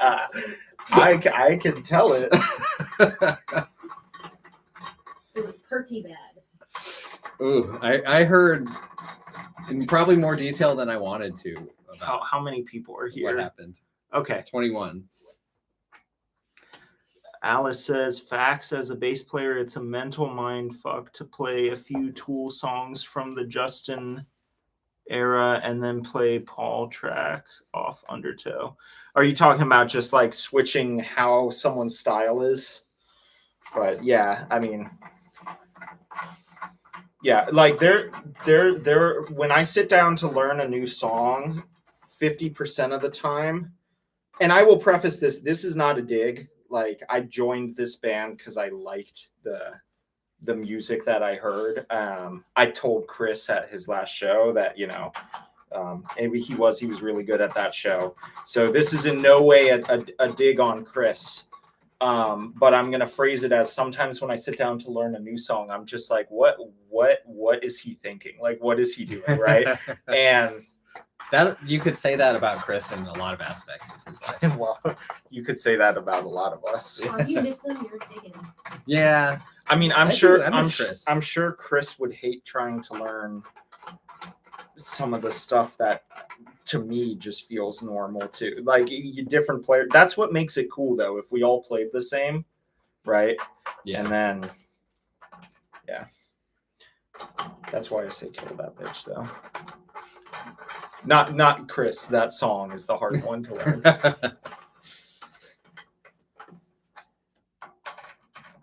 All right, you're all going to have to chime in the chat and vote and let us know. Should we talk about drums or should we talk about cat diarrhea? We have this is the real fork in the road.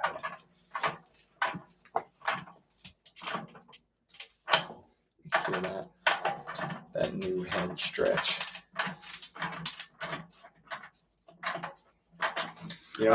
Nibs and Jay ask, out of all music you've learned in your life, what is your favorite song to play on drums?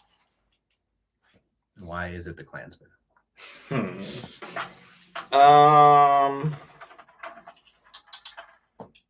Sorry, why is it Where Eagles Dare? Why is it Blink? What? Blink Planet. Oh yeah, probably. Some My prog nerd. well, Blank Planet was my band. That was Yeah. Brian and I's band. Yeah, you guys were prog nerds, right? Well, yeah, but well, I wouldn't count that in the spirit of the question. Although I was totally thinking of Porcupine Tree. Porcupine Tree. Yeah. This is one of those. It's very hard to pick just one. I have learned harder songs than it, but playing Schism by Tool live and nailing it, especially in like the band I was playing it with, after the show, everyone would come up and they'd be like, "Oh my God, you did Tool." And to me, Schism is not one of the hardest Tool songs, but everyone knows it. Everyone has this idea that like a lot of people who know of Tool know that Danny Carey is a good drummer. So then when you get that song out live and you actually play it well, like that's fun. The first really hard song I probably learned was Subdivisions by Rush. And it's funny, I used to have that super down and I was trying to play the intro of it a day ago. And there's this like pattern with the left hand on the hi-hat and the right intermittent on the ride, which if you don't practice it for a while, it gets kind of like, I was like, oh, I'm a little choppy on that. Yeah, I can do it, but it's not as natural. That was really cool. Halo by Porcupine Tree was a big one. There's a lot of Iron Maiden songs. And then,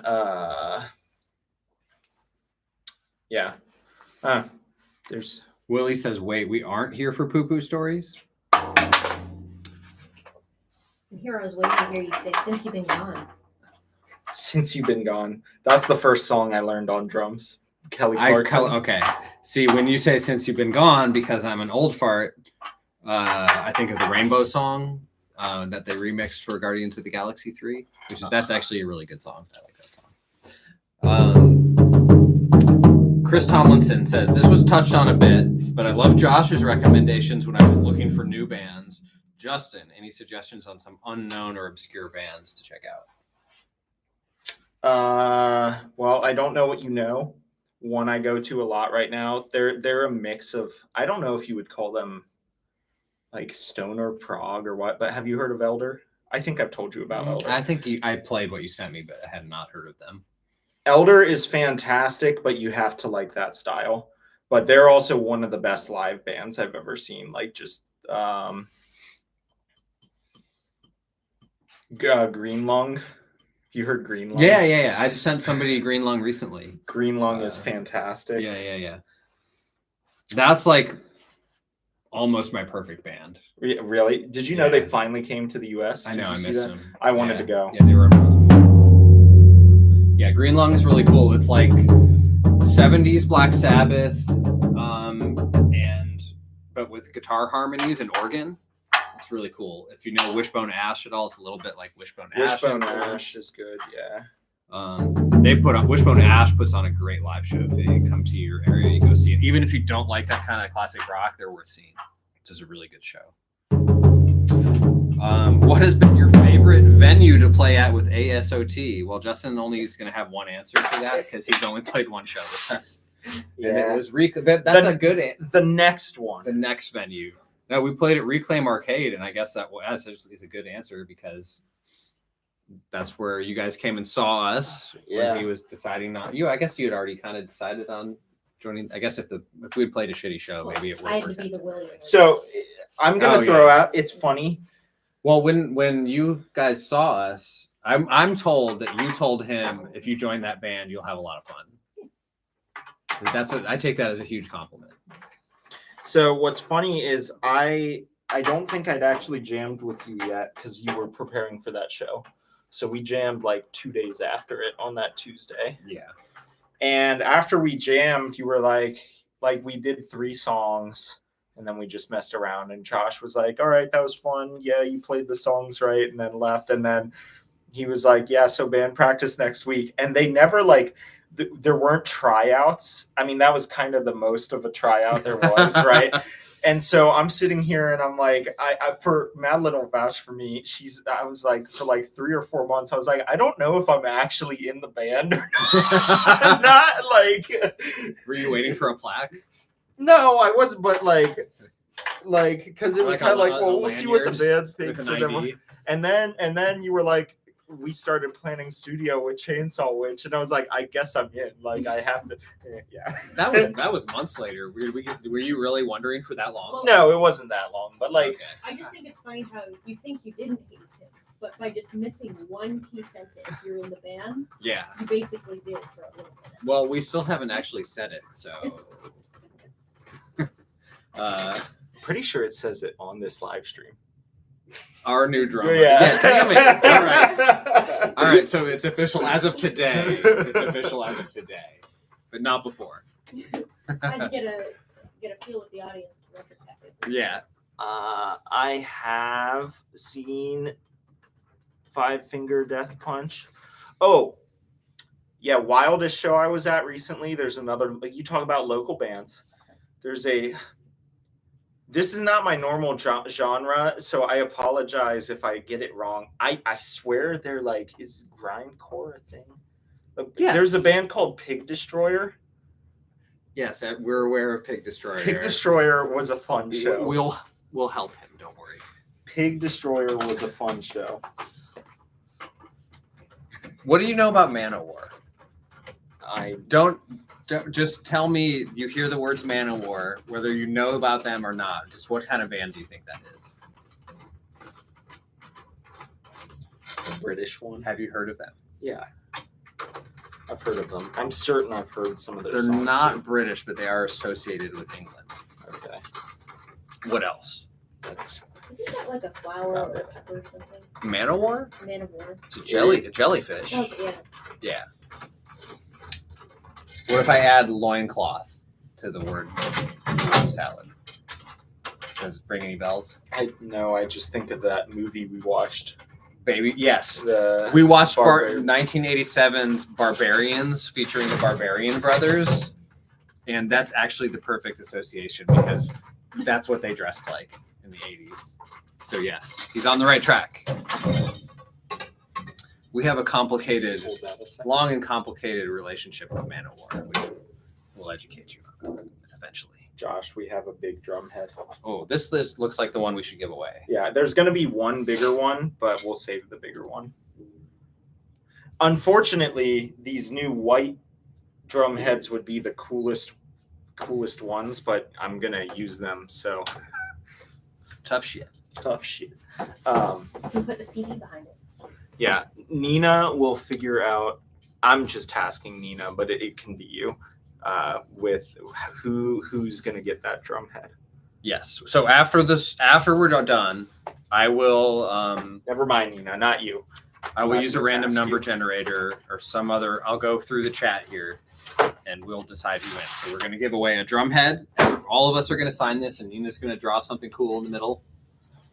And we'll give away a set of the Queen of Hell trading cards and probably a holochrome comic. I'm gonna throw out though, because there's so many spams on YouTube where people get scammed by someone reaching out to them. Oh, well, Our channel is probably not big enough that that's happening, but I'll say if you are here right now, DM the band on Instagram or Facebook. I will. You get a message from the band account saying you won. I'm just going to tell you to contact us through the contact form on our website, and then you'll know it's really us.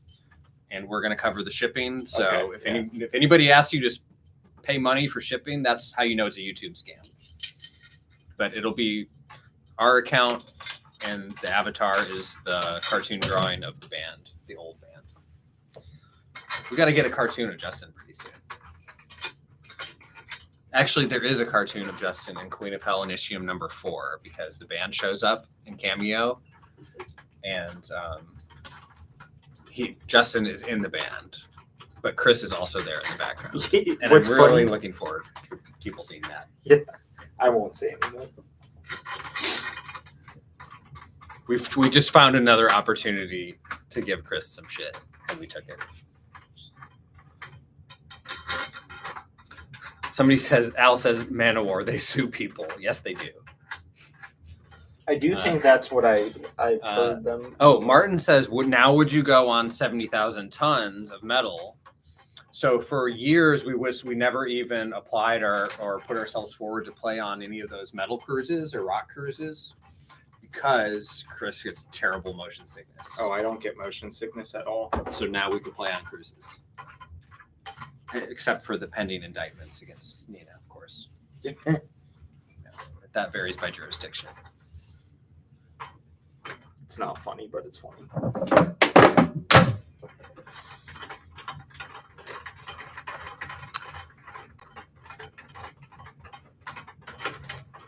When you say Manowar, I think of the far superior band Woe Manowar. Yes, I agree. Woe Manowar forever. Oh, okay. Hold on. My hot take on Nico McBrain retiring is the only person they should have hired was, and I feel bad because I'm forgetting her name, but the chick from the Iron Maidens. Oh. That would have been the coolest arc in the history of bands. The Iron Maidens are a absolutely like best of the best cover band. Okay, out there. but in the history of Tribute band. in the history of stubborn old men, where do you think Steve Harris ranks? Like, I don't think he was going to audition people. I think he just went with the drummer that he knew from his other band. Hate that comes with having a woman in the band. Oh, well, yeah. I don't think that'll work well. I mean, yeah, because they're not really like, I would say like that would But be they know what brilliant, to do. brilliant for social media and marketing. Like, but yeah, I think they're past that. Oh, bands you should listen to. Volto. There's only one album, and there's it's like a jazz fusion album. Danny Carey on drums, though. So Sebastian's here. Hello, Sebastian. Have not seen you in a long time. Nice to see you.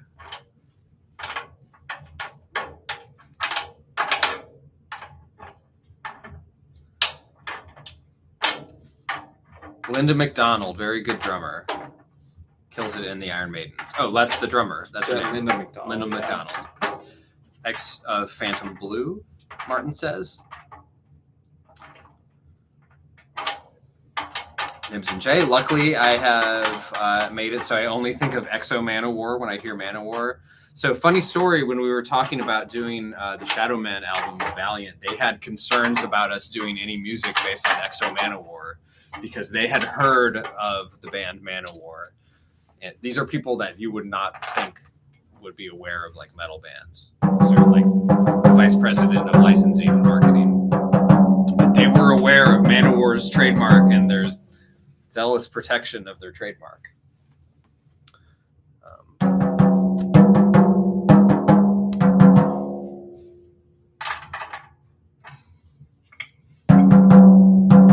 Negative 80 says, you're brave if you do a cruise gig. I could never. I get seasick. Plus, that would be the most metal case of norovirus ever. Yeah. With our luck, we'd end up on the poop cruise.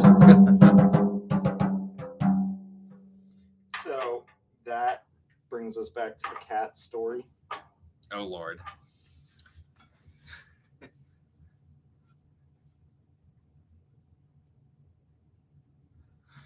Yeah, so long story short, we have two cats, and they're very well behaved. I mean, super friendly cats, but COVID had just hit, so we're working from home, right? And my work from home office was on the upper floor of the house, and my wife's was down.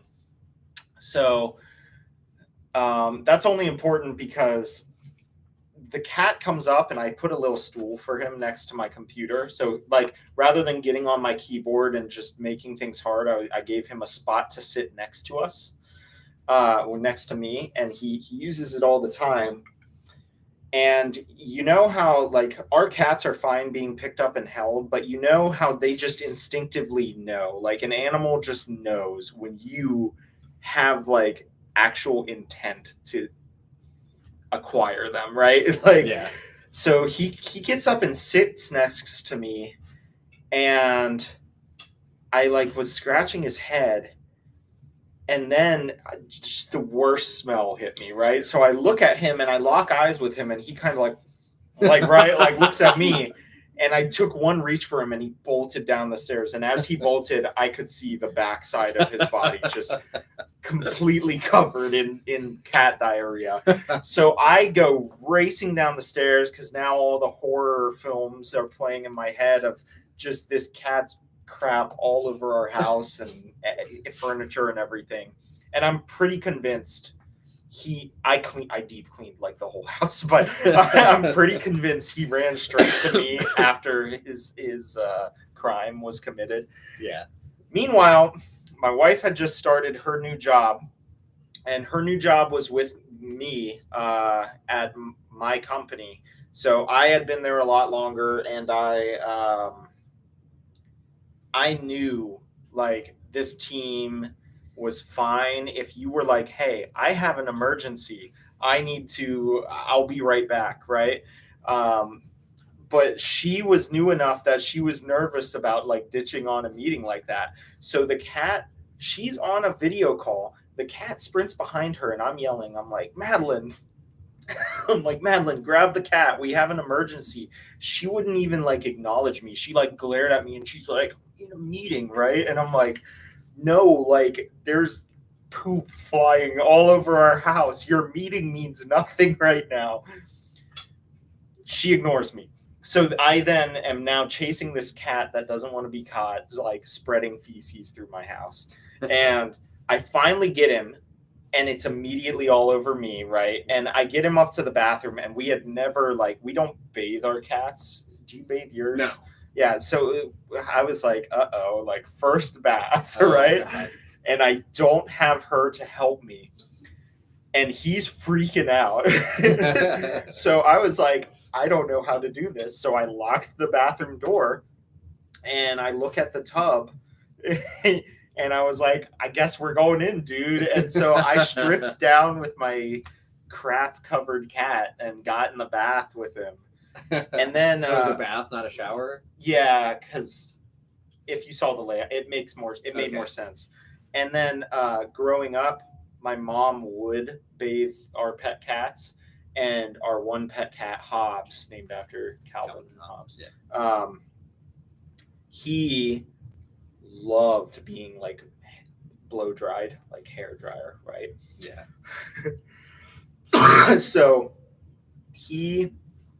I just in my head, I'm like, that's it. Cats love getting hair dried, like all universal cats do. So I get this cat cleaned. I get myself cleaned. I finally get him out, and I'm like, now it is time to dry you. And I turned on the hair dryer, and he lost his, like, bouncing off the walls. That's the short version. I mean, he'd already been through 2 traumas. He crapped himself. He got a bath involuntarily. And the third would have been the hairdryer. That was one too many. Yeah. Okay, let's see how this one sounds. Um, Before you talk, you ready? yes, go.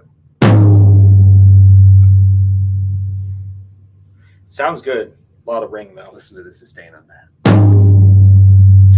That means that my interval between my top head and my low head is a little off. But what I can do, and I'm going to mess with these again, so check this out. These are kind of cool. Those gels? No, they just pop onto your tuning peg. And where did...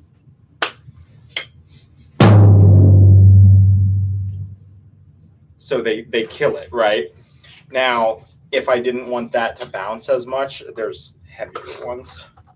With a microphone, wouldn't pick up the rattle. Well, the heavier ones don't rattle as much. So like if I instead did this one, And they say just to put it on the other side of the, but people mic these all the time. It's a lot easier than gunking up your heads with gel.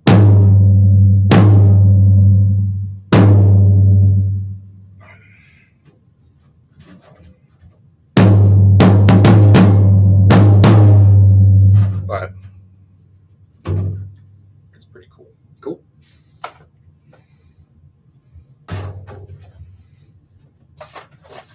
All right. Didn't Ted Nugent do Loincloth before Manowar? Yes. I believe there were pre-Nugent Loincloth people, though, in pop music. We should do Party Till You Puke by Saxon. Totally agree. Although, I don't know if we could get Elton John on the piano, because he plays on the original. Let's see. I have one more drum to do. It is 8:30, so we've been going for 2 hours. 2 hours. You want to wrap it up? Do we want to do the last one or do we want to wrap it up? I'm fine with either. It just depends on, do people have more questions? Do they want to hang? Or do Nina they says Justin has both rabies and toxoplasmosis. I got bit by a dog in the middle of a gig, and I had to get all the rabies shots. Here's my scar.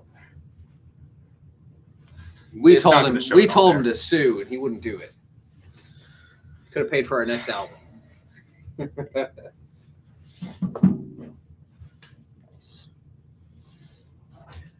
Let's wrap it up. Yeah. You got 2 hours of this guy right here. The last thing I'll say, again, not that people actually care, but I find it fun.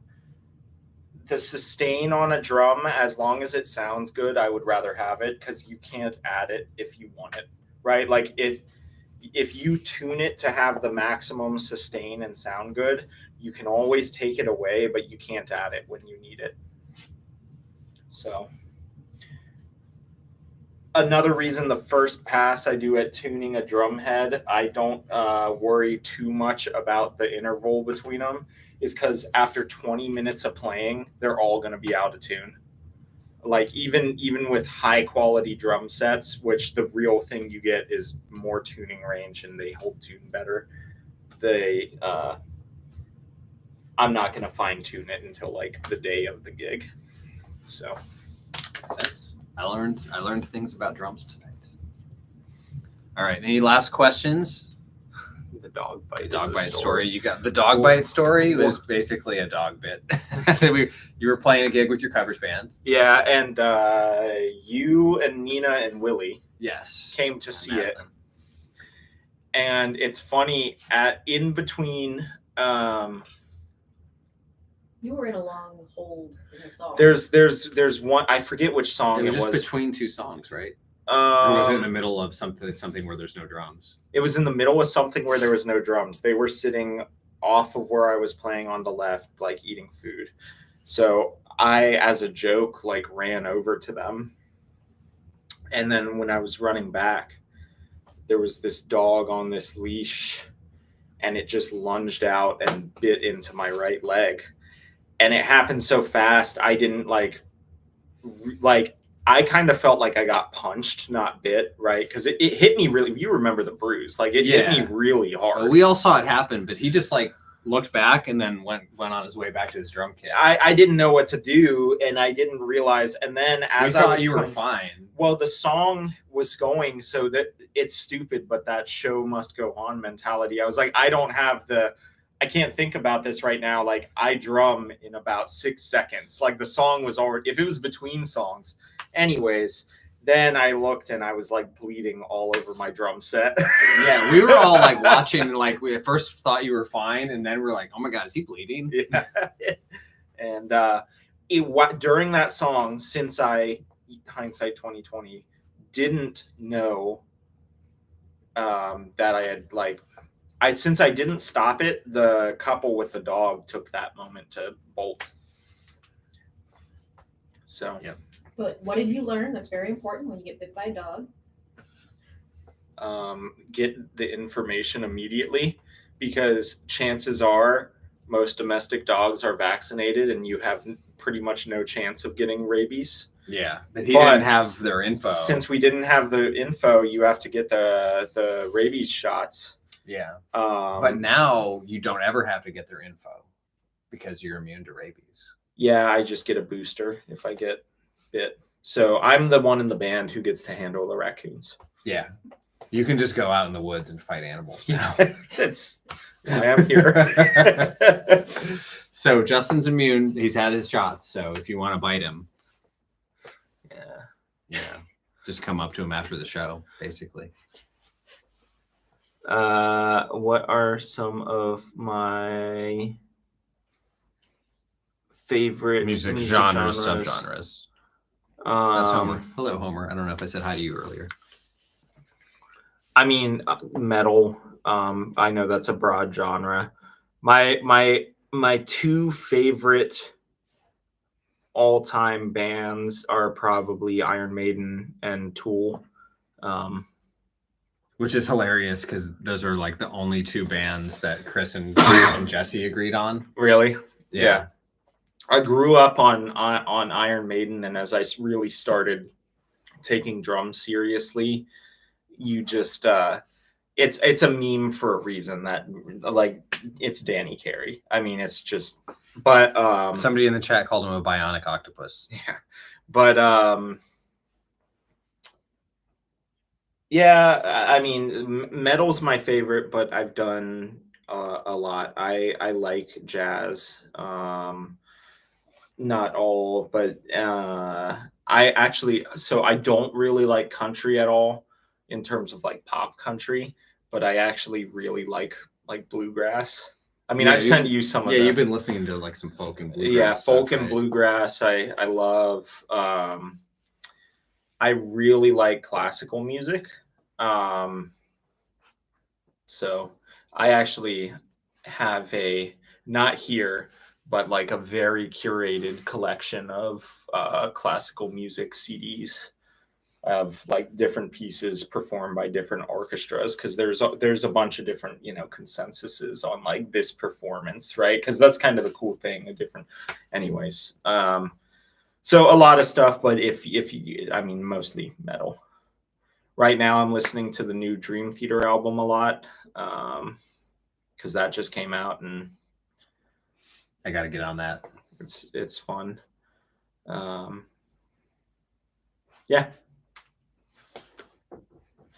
All right, I think we did the thing, everybody. Yep, we got one more drum to do. I've got one more drum to do. Technically two with the bass drum, but still, that's most of them. Are you gonna sign one on camera to close it out? Do we have? I don't know that. Let Nina draw on it first, and then we'll all sign around whatever Nina draws. This one was Kyle, right? Yeah, I can write for Kyle at the top. He's gone, but he can come back to the stream. I feel bad because she just sprinted up the stairs to grab get it. Now you have to sign now out. I have to. No, Yeah. you don't have to. I heard you. Yeah. Well, all right. Maybe. Is it KYLE? Yeah. I assume, but I'd leave it to me to be the Starbucks.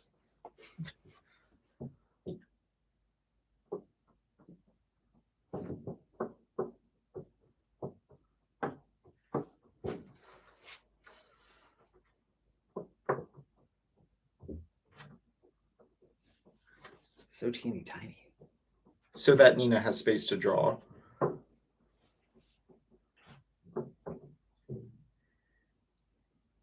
What is today's date?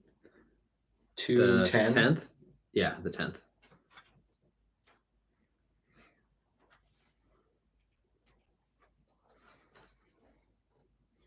Cool. All right. There you go. For Kyle from our stream. 2/10/25. And we'll sign it. We'll sign it later. I'm gonna let Nina doodle something on it if she so chooses, and then we'll get that to Kyle I'm gonna feel so bad if I forget this We know where he lives. Yeah. Okay. Cool. This needs to come to by the way, Baltimore I know where almost all of you live. because of Kickstarter. Yes. I That's pretty- literally know where you live. That's pretty creepy. Here, I'll do it right here, and then you can do it. We'll get them. I want to see your signature. All right. Oh, buddy. You might want to streamline that for when we have to do like 2,000 of these. Maybe I'll just do my last name. Finger.